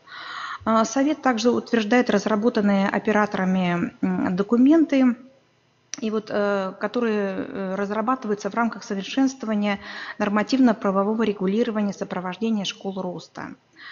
Во-вторых, на региональном уровне организована работа по консультационному и методическому сопровождению реализации муниципальных дорожных карт по поддержке школ и проектов школ. В результате за 3 года разработаны, утверждены и реализуются 30 муниципальных дорожных карт и более 200 проектов школ. Проводятся отчетные сессии с руководителями муниципальных органов управления образованием по реализации муниципальных дорожных карт. Экспертами являются представители управления контроля и надзора, организации операторов, члены общественного совета при Министерстве образования, которые в неформальной обстановке обсуждают с руководителями муниципальных органов образования возникающие проблемы при исполнении муниципальных проектов, программ поддержки. Формулируются новые задачи и способы устранения тех нюансов, которые возникли. По результатам отчетных сессий были внесены в прошлом году коррективы в муниципальную дорожную карту. В-третьих, с целью определения состояния текущего исполнения муниципальных дорожных карт и проектов школ у нас проводится мониторинг по реализации муниципальных дорожных карт. Уже проведено 2 цикла. В этом году мы уже запускаем очередной цикл, это август-сентябрь 2018 года. Анализ исполнения муниципальных дорожных карт на первом этапе показал, что наилучшие результаты муниципалитеты показывают в тех направлениях, которые традиционно используются образовательными учреждениями в обеспечении текущей деятельности. Это организация деятельности по повышению квалификации педагогов, консультированию, методическому сопровождению, обмену опытом, конкурсной активности. Гораздо худшие результаты демонстрировались в направлениях, которые были актуализированы в рамках реализации настоящей программы поддержки, а именно целевые стимулирующие выплаты учителям, адресные программы по поддержке конкретных школ, направленные на преодоление их индивидуальных проблем, и привлечение дополнительного проектного финансирования. По результатам мониторинга прошлого года уже отмечены положительные сдвиги в работе муниципалитетов по поддержке школ. Ну, например, муниципалитеты стали больше уделять внимание работе по таким направлениям, как организация сопровождения работы школ с семьей, обеспечение дополнительного целевого финансирования программ развития школ из выделенной группы и использование других источников финансирования. В прошлом году был проведен первый этап мониторинга реализации проектов школ с низкими образовательными результатами. На тот период школы уже 2 года реализовывали свои проекты, и мы хотели посмотреть, как эта работа у них продвигается. Результаты мониторинга показали, что только 2 школы получили максимальные баллы. Каждая 10-я школа набрала менее половины баллов. Это мы считали низкими результатами. Стимулирующие выплаты, повышение квалификации, обмен опытом и сетевое взаимодействие. Ряд этих показателей создает устойчивый каркас для деятельности школ по повышению качества своей работы. Однако все они относятся к улучшению деятельности школ, попавших при типологизации в группу риска по кадрам. При этом другие группы школ, например, у которых сложная социальная среда или неэффективное управление, даже достигая результатов по этим показателям, не добиваются необходимого качества изменений, а требуют усилий по направлениям проведения углубленной диагностики, реализация плана вовлечения местного сообщества, обеспечения функционирования внутренней системы оценки качества образования и обеспечения информационной открытости деятельности школы на сайте организации. Над этим нам всем предстоит еще продолжить работу. Но хочется отметить, что деятельность по поддержке школ в регионе в целом находится в стадии укрепления. Анализ показателей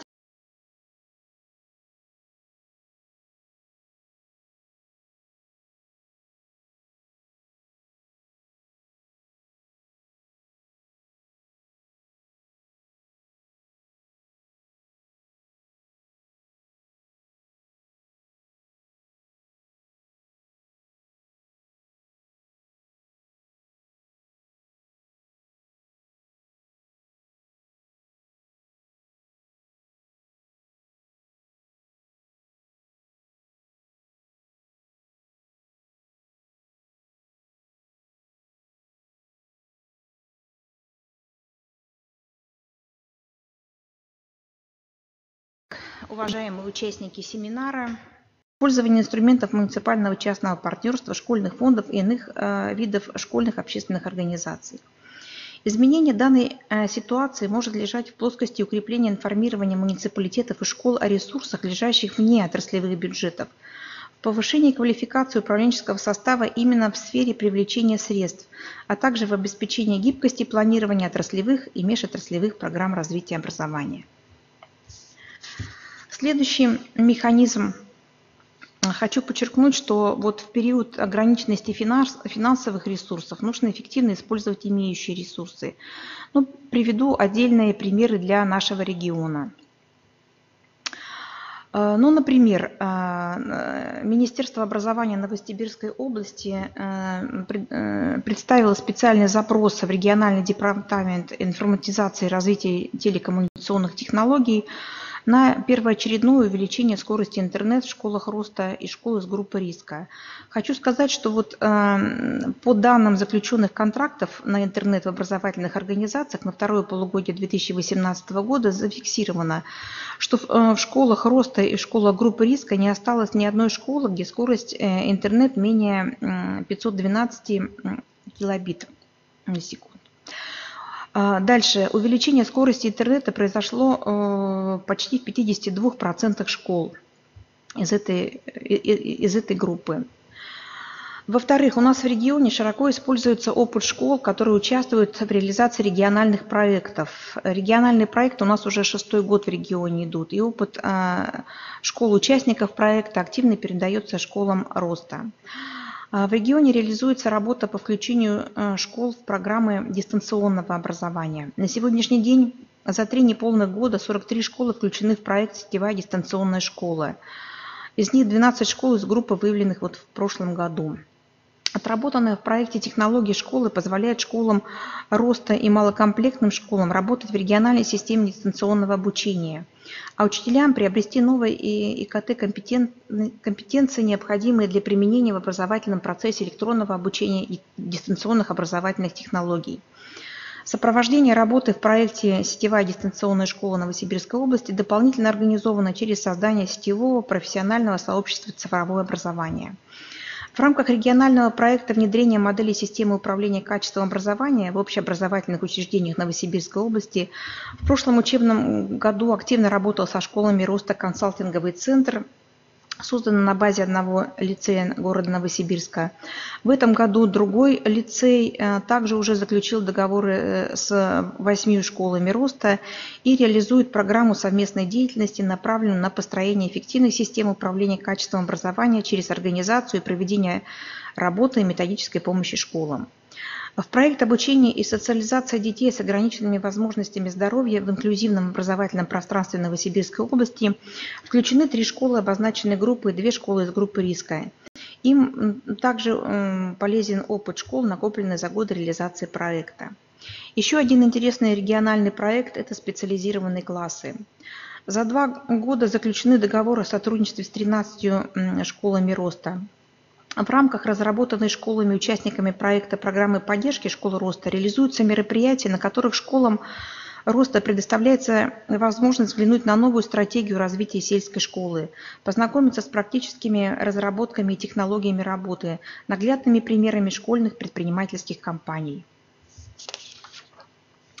Остановлюсь на поддержке профессионального развития администрации и педагогов школ.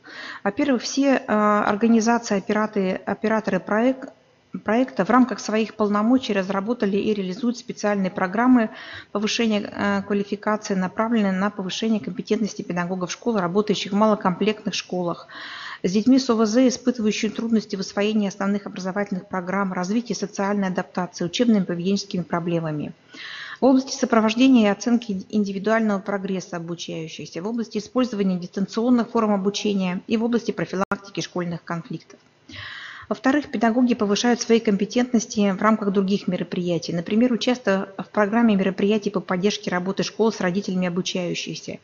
Цель программы – повышение компетентности педагогов по вопросам оценки и коррекции проблем поведения детей.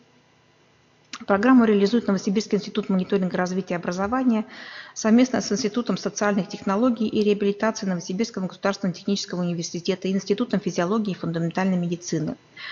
Институт повышения квалификации помимо курсов осуществляет профессиональное развитие через семинары, вебинары по проблемам обучения школьников по ВГОС общего образования, использованию продуктивных технологий подготовки учащихся государственной итоговой аттестации.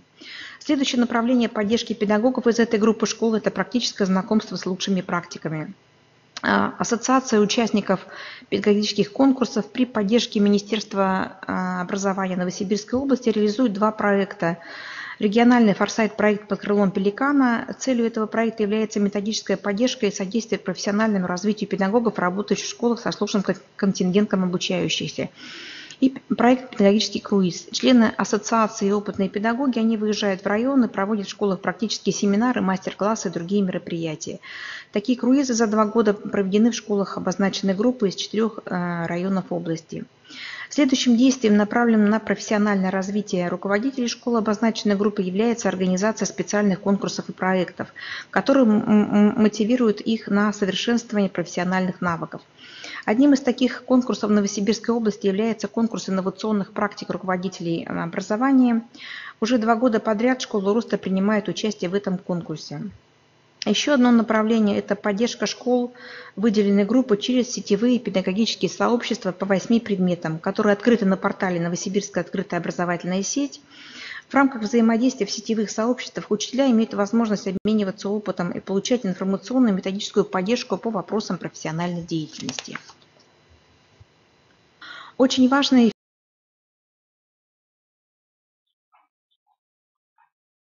Мы благодарим Елену Ивановну из Новосибирского института мониторинга и развития образования и передаем слово Наталье Геннадьевне Миловановой, проректору Тюменского областного государственного института развития регионального образования. Она выступит с докладом по теме управления изменениями качества образования в школах с низкими результатами обучения, в школах, функционирующих в неблагоприятных социальных условиях. Взаимодействие, эффективность, точки роста. Пожалуйста.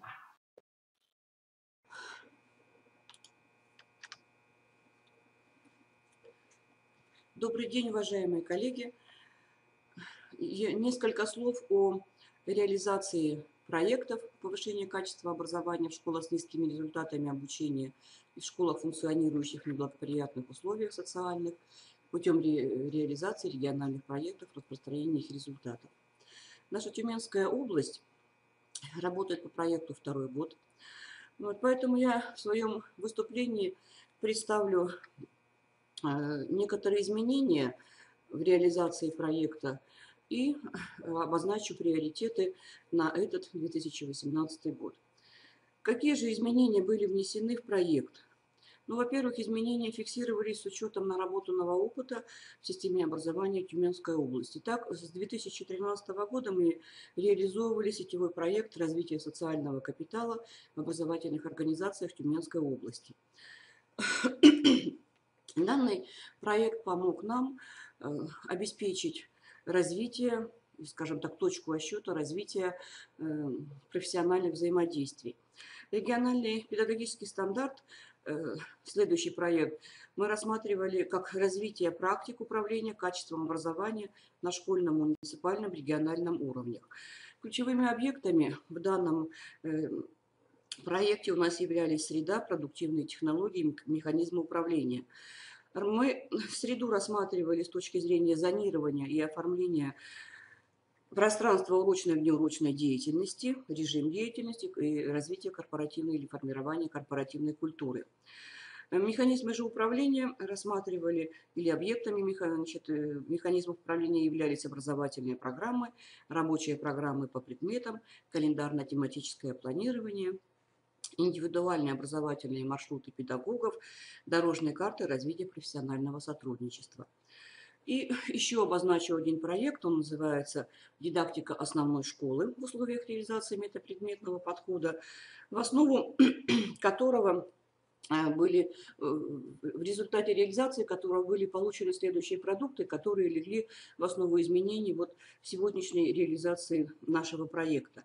Это каскадная сетевая модель профессионального развития педагогов, внутришкольная, межшкольная, муниципальная, модели обучения педагогических команд на всех уровнях, организация контроля научно-методической работы по встраиванию методических компонентов в систему профессионального развития педагога. Модели эффективного профессионального взаимодействия, в частности, можно привести примеры вне регуляции и коррекции, реализация горизонтального контроля. И также отмечу еще два продукта. Это планирование и организация и проведение единых методических дней в сетевых форматах, как системообразующего компонента региональной системы профессионального развития педагогических кадров, обеспечивающих выравнивание компетентности педагогов. И нами был разработан диагностический инструментарий для изучения дефицитов предметной и методических компетенций учителя. И на основании вышеперечисленного опыта заявки нашего проекта были определены приоритеты на этот год. Мы их кратко назвали «Взаимодействие, эффективность, точки роста». В соответствии с задачами проекта были внесены следующие изменения. Программы развития, или мы их называем программы улучшения, разрабатывали в сотрудничестве со школами-партнерами. То есть каждому школу-участникам проекта и в 2017 и 2018 году были прикреплены школы-партнеры. Это школы, которые показывают более высокие результаты обучения школьников. Второе. Изменения касались инфраструктуры поддержки школ. Что мы здесь изменили? То есть мы обеспечили информационное сопровождение как со стороны нашего института, так и со стороны школ-партнеров.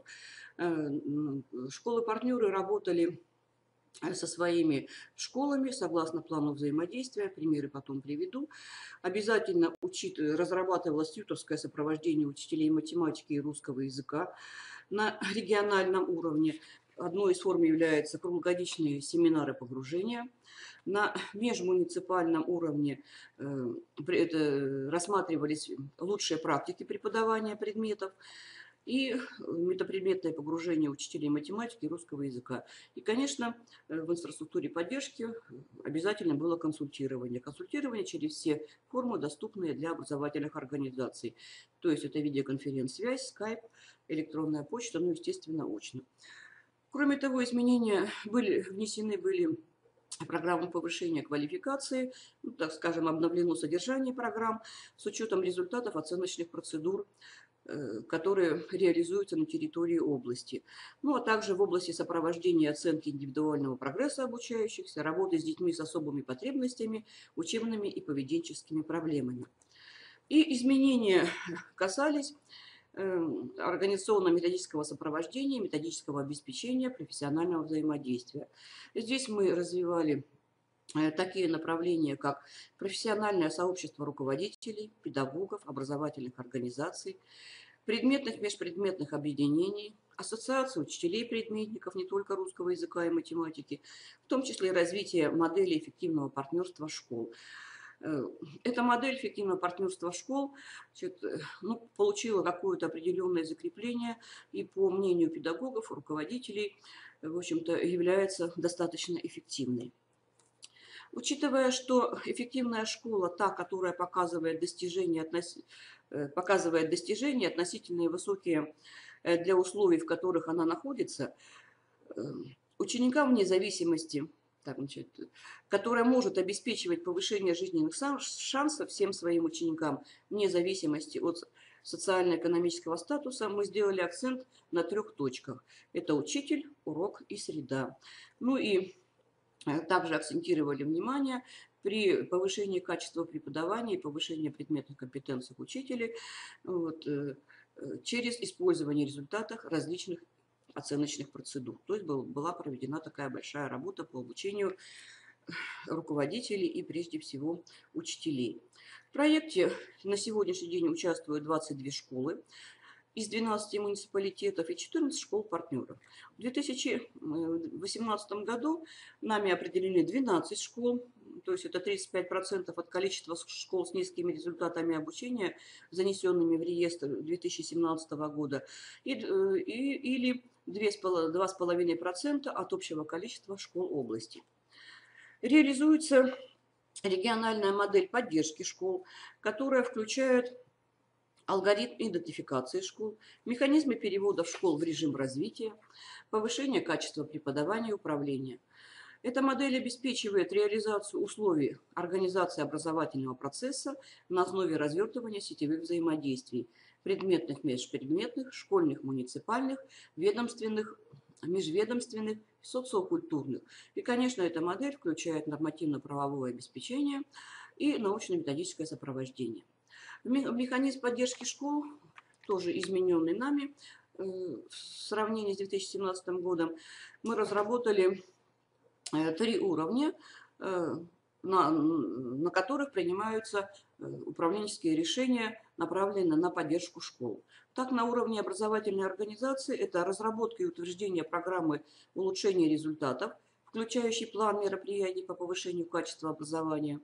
Это разработка образовательных маршрутов повышения профессионального роста педагогических коллективов на основе методического абонемента.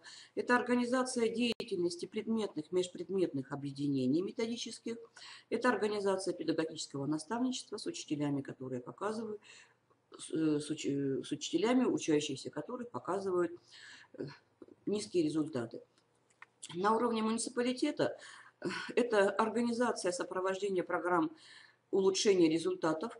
Мы рассматриваем как стратегический документ, позволяющий управлять текущими процессами и изменениями. Это внесение в муниципальные программы развития образования мероприятий по повышению качества данных школ. Это организация деятельности сетевых предметных, межпредметных, межшкольных, межмуниципальных методических объединений.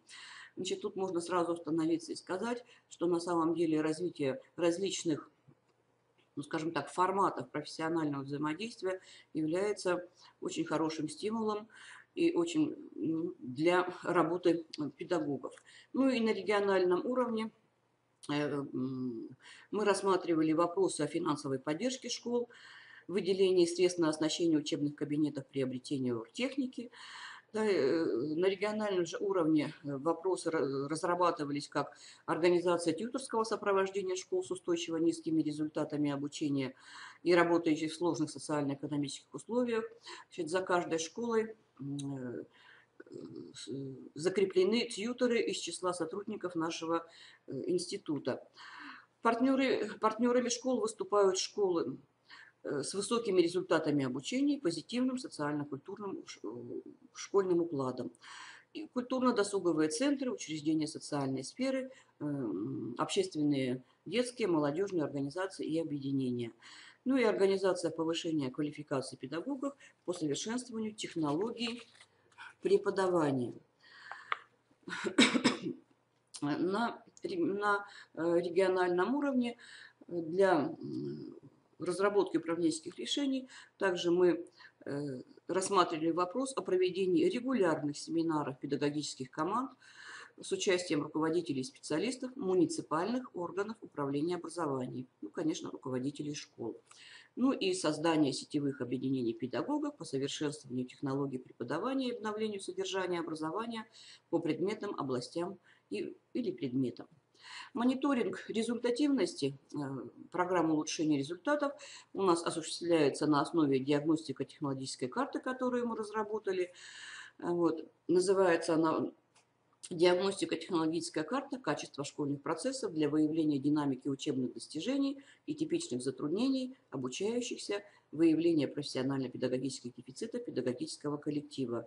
Значит, в структуру этой карты входят критерии и показатели качества школьных процессов. Мы взяли образовательный, социальный, профессиональный, педагогический и разработали показатели. Вот. Информация для принятия управленческих решений и ориентационные нормативы оценки качества школьных процессов. Приведу несколько примеров по реализации данного проекта уже в 2018 году. Большой акцент мы уделяем на самом деле на деятельность школ и школ-партнеров. И на слайде представлено взаимодействие гимназии имени Лицмана города Тобольска и филиала Прииртышской СОЖ, Абалакская СОЖ. Школы, значит, населенные пункты находятся примерно 7 километров друг от друга. Вот. В чем заключается здесь суть? Значит, в трех, ну скажем так, ключевых точках. Это знакомство, совместная деятельность и обязательная рефлексия. Направления взаимодействия определяются на основе выявления особенностей школы с низкими результатами обучения. Но в данном случае к ним относятся, как определили педагогические коллективы, это профессиональная изоляция, недостаточная работа с высокомотивированными детьми, дефициты образования инфраструктуры, внешняя неконкурентная среда. Ну, в соответствии с этим разрабатываются направления взаимодействия. В данном случае определены и сами направления, и формы, и форматы их взаимодействия.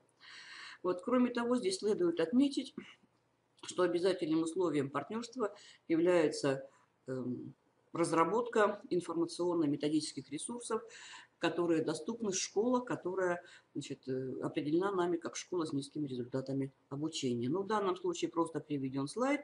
Здесь на слайде, значит, можно посмотреть, что информационные ресурсы рассматриваются как самой школы, как муниципалитета города, значит, в данном случае город Тобольск. Ну и приведен наш сайт Института развития регионального образования. Значит, на следующем слайде тоже приведу примеры. Это формы формата взаимодействия. Так как одной из точек роста в данном году мы ставим взаимодействие, то и все мероприятия проводятся через различные взаимодействия. Хочу отметить, что профессиональным сообществом области определены эффективные формы и форматы взаимодействия, как считают педагоги, но, естественно, мы отслеживаем. К ним педагоги и руководители школ относят единые методические дни, сессии для руководителей. У нас 4 сессии в год проходят. Зимняя, весенняя, летняя и осенняя. Методические десанты, сетевые рабочие группы, совместные педагогические советы. Совместные педагогические советы, это тоже форма сегодня уже приобрела интерес со стороны не только вот школ, которые в проекте, но и других школ Тюменской области. Это виртуальные педагогические советы. В данном аспекте, вот, в различных форматах взаимодействия, хочу привести тему семинара, который был межрегиональный. Все семинары, которые у нас проходят на базе нашего института, транслируются в режиме ВКС, в виде конференции для труднодоступных районов. Актуальное направление профессионального педагогического развития русского языка и литературы в условиях реализации региональной политики. Почему привожу данную тему? Потому что здесь рассматриваются два вопроса. Это у нас вторая точка роста, мы написали. Это обучение педагогов, заместителей, руководителей проблемам анализа, интерпретации результатов всех оценочных процедур, которые проходят на территории области.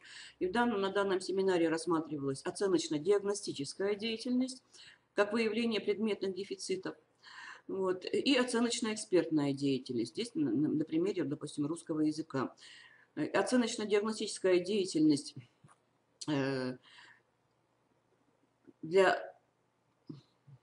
в рамках оценочно-диагностической деятельности были представлены результаты ЕГЭ, ОГЭ, всероссийских проверочных работ, итоговое сочинение, как допуск к ЕГЭ, региональной диагностики, муниципальной диагностики, НИКОП и ЗАПИРЦ.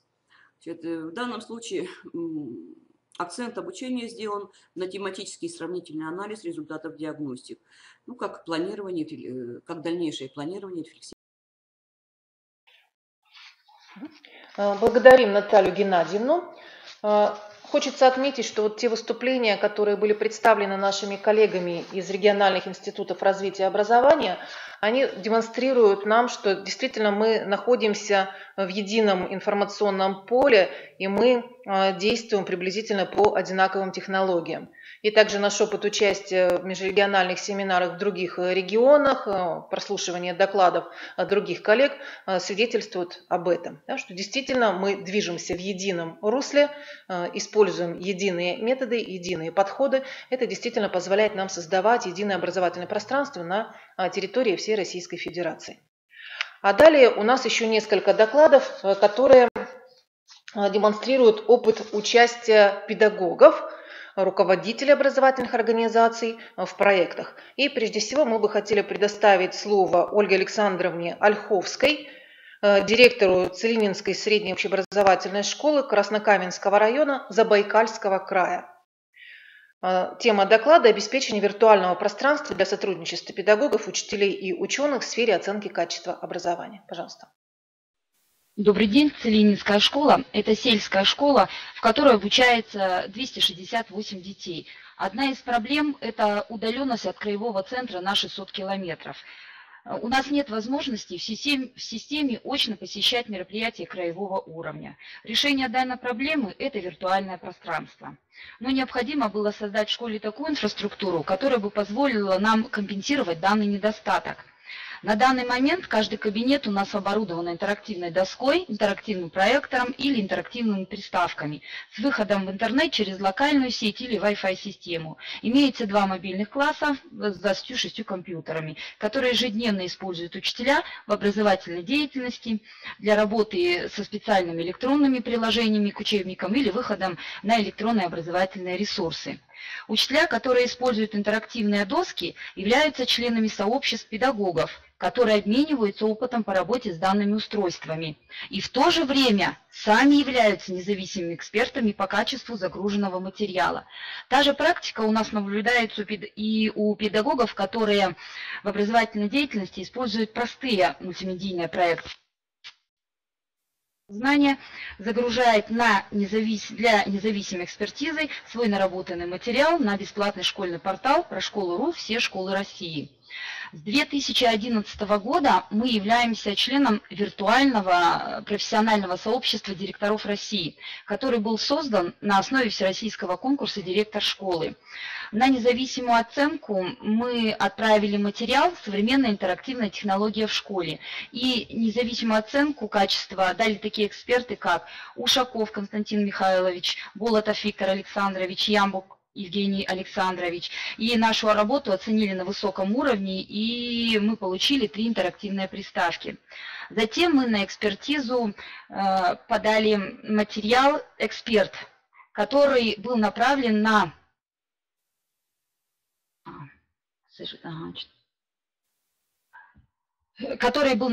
популяризацию культуры использования информационных и коммуникационных технологий в образовании. Независимыми экспертами стали такие, как Фишбейк, Ломов, ну и другие. По результатам экспертизы мы опять вошли в 3 лучших и получили интерактивную доску нового поколения. В разделе «Дошкольное образование» на экспертизу мы отправили материал объединений детских садов и школ, показали механизм реализации, эффекты и последствия слияния, специфику взаимодействия. Независимыми экспертами стали Джамамедова, Фишбейн, ну и другие. По оценке независимых экспертов наша работа была оценена на высоком уровне и опубликована в журнале «Практика управления ДОУ». В рамках данного профессионального сообщества директоров России по оценке учительской газеты стали победителями за информационную открытость, где, по словам экспертов, мы в виртуальном пространстве смогли показать качество образования в сельской школе. Работа была опубликована в учительской газете. А вот с 2015 года мы уже сами стали экспертами журнала для руководителей учебных заведений и органов образования «Директор школы» и экспертом Всероссийского конкурса «Директор школы». С 2015 года являемся региональным ресурсным центром по экспериментальной апробации введения в ГосУВЗ. Виртуальное пространство стало одним из главных инструментов для сотрудничества в системе педагог-педагог, так и педагог-ученый.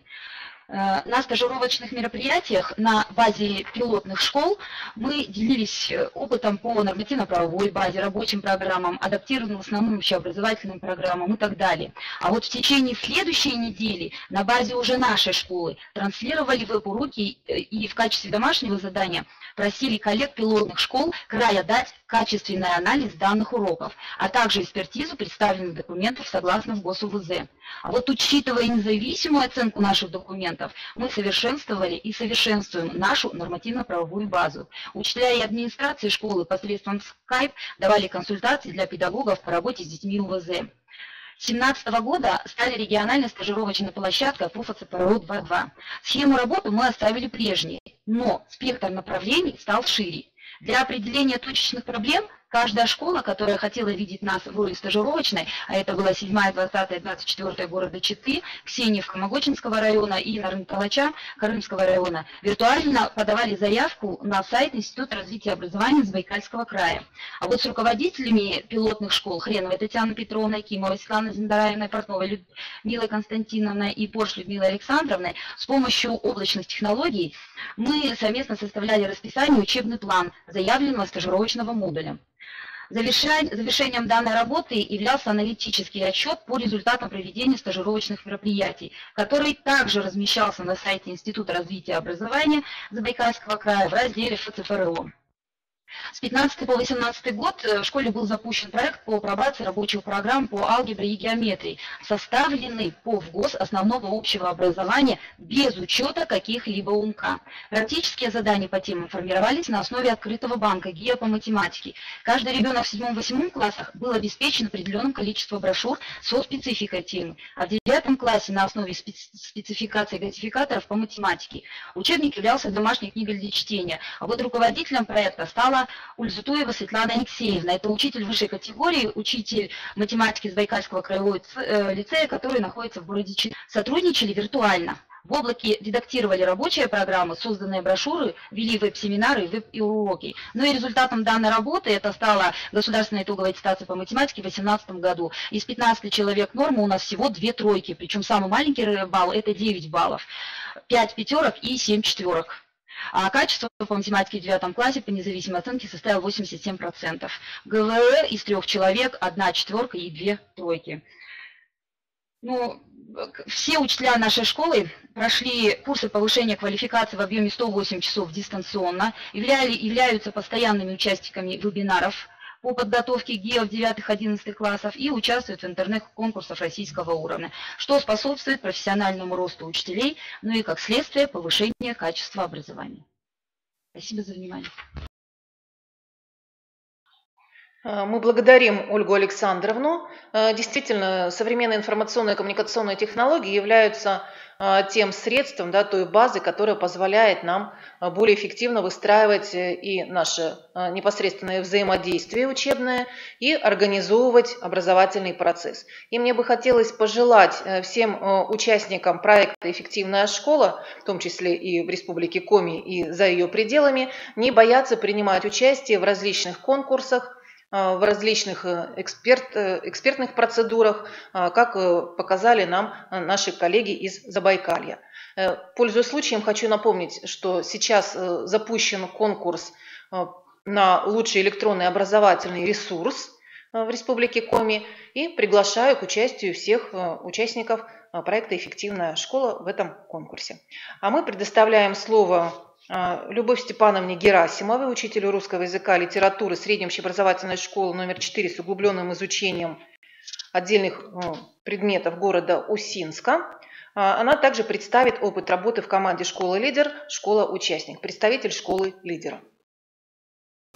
Здравствуйте, участники межрегионального семинара. Команда номер 8 представит опыт сетевого взаимодействия «Школы-лидера» со школами-участниками.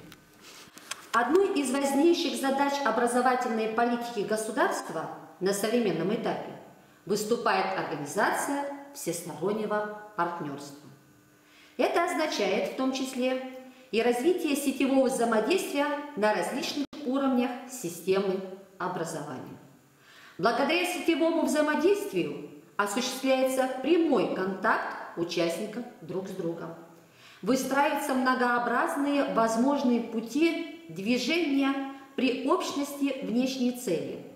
Используется общий ресурс сети для нужд каждого конкретного участника. Представители муниципальной школы номер 4 с углубленным изучением отдельных предметов города Усинска были включены в разработку проекта по реализации мероприятий по повышению качества образования в школах с низкими результатами обучения и школах, функционирующих в неблагоприятных условиях. Для этого нужно было наладить сетевое взаимодействие между представителями школ, участников проекта. В команду школ участников номер 8 вошли 3 городские школы городов Усинска и Печоры, а также деревня Денисовка. Во время обсуждения и согласования направления совместной работы используют все виды связи: сотовая, социальные сети интернета, электронная почта, ВКонтакте, Вайбер и, конечно, онлайн-доска Padlet. Школы и участники предоставили программы повышения качества образования, на основе которой была создана тьюторская программа «Педагогическое партнерство» по 2 направлениям: неурочная деятельность и методическое сопровождение. Данная программа стала призером грантового конкурса для участников данного мероприятия и опубликована на сайте «Мобильный методист». На научно-практической конференции был представлен опыт работы школы-лидера в одном из направлений неурочной деятельности по теме «Работа с семьей, развитие личностного потенциала одаренных детей и повышение мотивации к учебной деятельности учащихся группы риска». Итогом совместной работы стала онлайн-доска Padlet. Padlet – это такая же доска, только существующая онлайн. На нее вы можете прикрепить заметки, изображения, фотографии, видео, файлы и ссылки на внешние ресурсы. Ее можно использовать бесплатно. Есть специально разработанный премиум-план для школ. Пользоваться доской очень легко, а возможности для применения ее в обучении огромны. Представлены более 16 пунктов использования доски Padlet на уроках и во внеурочной деятельности. Подробно вы можете ознакомиться с руководством по использованию программы на сайте онлайн-доски. Впервые о применении онлайн-доски в учебных заведениях мы узнали во время участия во всероссийском онлайн-семинаре «Цифровая школа». Ее активно применяют в московских и петербургских школах. Многие учителя нашей школы в своих проектах тоже стали использовать данную программу. Поэтому было принято решение ознакомить с программой учителей школ участников данного проекта. И надеемся, что многие учителя начнут активно использовать в своей педагогической практике. На слайде представлены 3 доски. Остановимся подробно на каждой.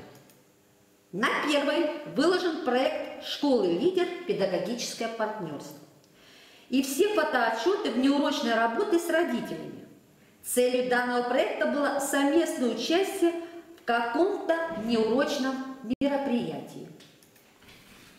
На второй доске представлен виртуальный лекторий, то есть видео мастер-классов учителей школы-лидера по применению продуктивных современных педагогических технологий на уроках и во внеурочной деятельности. Так, использование графического приема кластер поможет участникам охватить большой объем информации, самостоятельно работать с теоретическим материалом, воспроизводить уже имеющиеся знания. Прием ромашка Блума активизирует мыслительную деятельность, познавательный интерес, сформирует навыки работы с текстом. Кейс-технологии помогут дополнить многие теоретические аспекты посредством введения практических ситуаций и задач. Прием Кросица поможет развить креативное мышление. Также есть мастер-классы по формированию коммуникационных навыков, применение рефлексии на уроках. Присутствует программа элективного курса по гендерному воспитанию и многое другое. На доске «Обратная связь» выложен фотоотчет уроков школ участников с применением современных технологий, а также внеурочные мероприятия, фестивали, партнерское взаимодействие с другими общеобразовательными учреждениями, акции и праздники. Работа продолжается. Осуществляется постоянная связь школы-лидера со школами-участниками. Постепенно пополняется доска новыми материалами. Они доступны для каждого учителя представленной школы. Хочу поблагодарить за сотрудничество и сетевое взаимодействие всех участников проекта «Эффективная школа», а конкретно Хайруллину Гульнару Дамировну, Матюшину Елену Сергеевну, Желесову Светлану Геннадьевну, Хайруллину Гульнару Минигуловну. А закончить хочу высказыванием выдающегося русского педагога Константина Дмитриевича Ушинского. Педагог живет до тех пор, пока учится сам. Спасибо за внимание. Мы благодарим Любовь Степановну. Да, действительно, педагог учится до тех пор, пока он... Педагог жив, да, до тех пор, пока он учится чему-то новому. И очень важно, что в рамках нашего онлайн-семинара мы не только отчитываемся о своем опыте работы, да, но и можем узнать какие-то новые сервисы, какие-то новые технологии, которые используют наши коллеги. А мы передаем слово учителю истории обществознания средней общеобразовательной школы номер 40 с углубленным изучением отдельных предметов города Воркуты Туренбекову Радику Хамитовичу, который также является представителем школы лидера в проекте, и он расскажет о своем опыте участия именно как школы лидера в проекте «Эффективная школа». Пожалуйста. Добрый день, уважаемые участники межрегионального семинара. Позвольте, я представлюсь.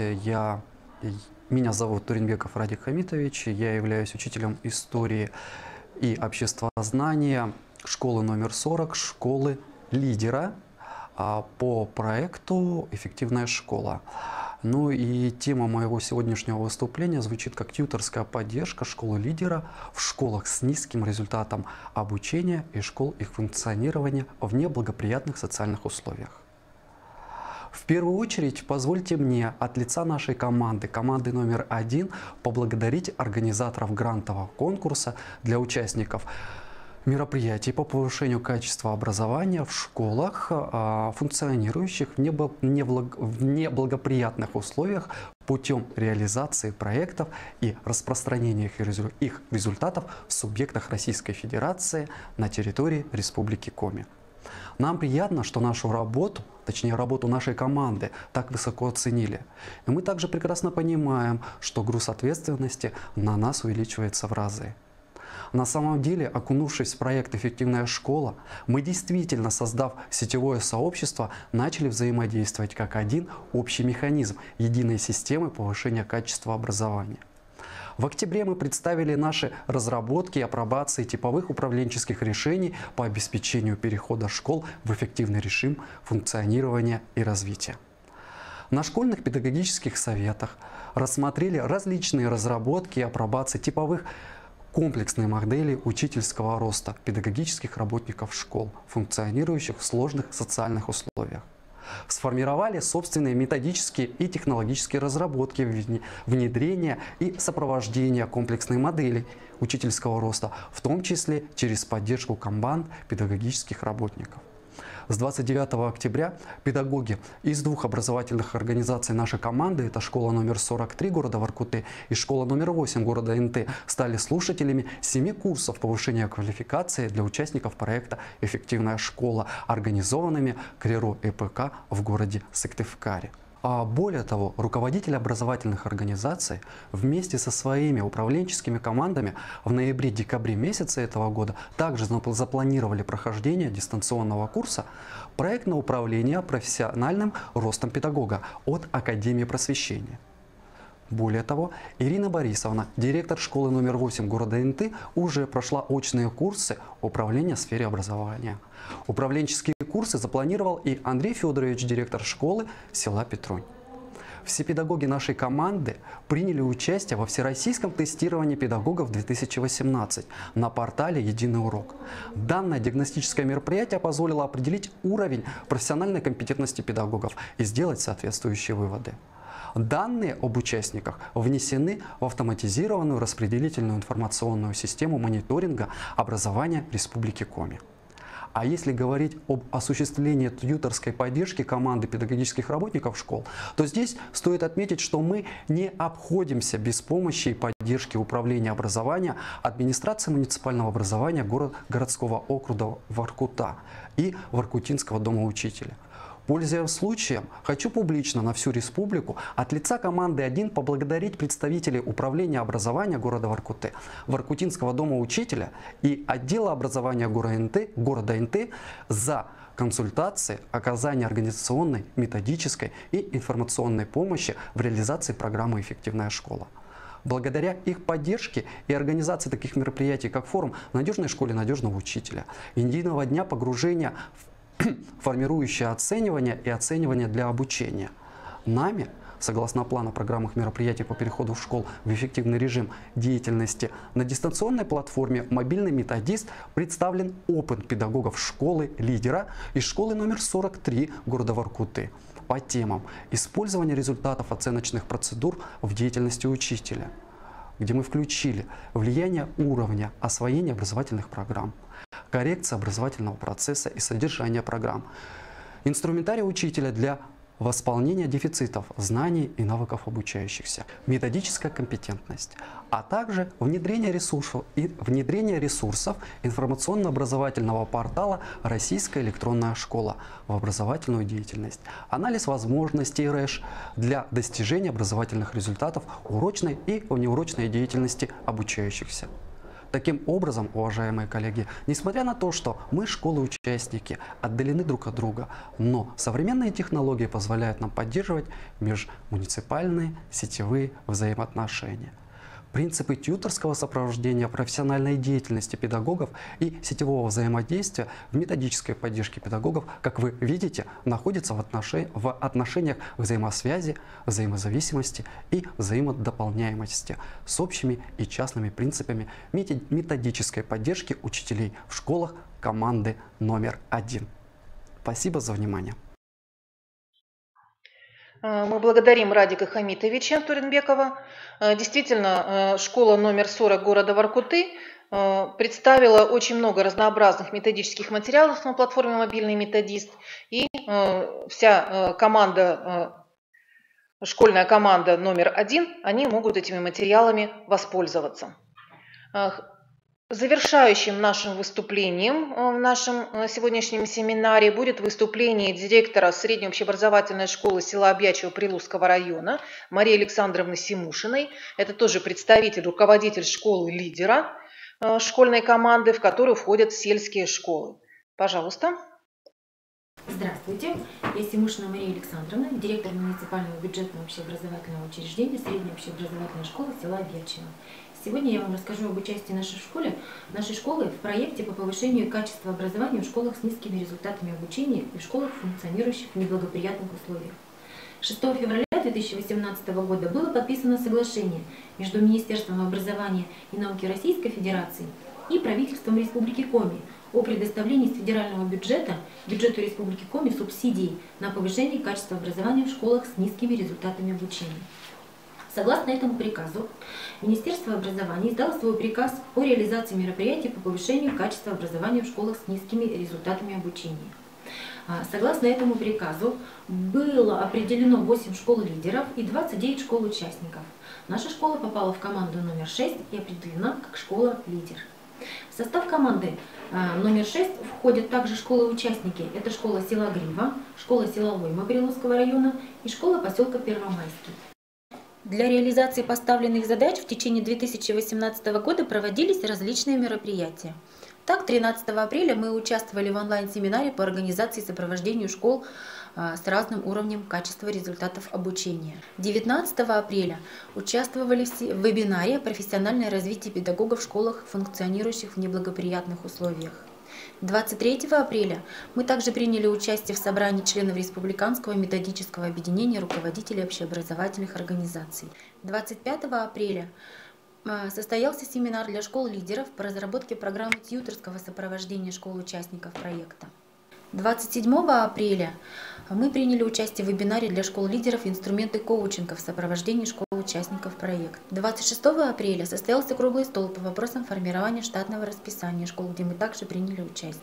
17 мая мы представили свою видеопрезентацию на представлении региональных инновационных площадок.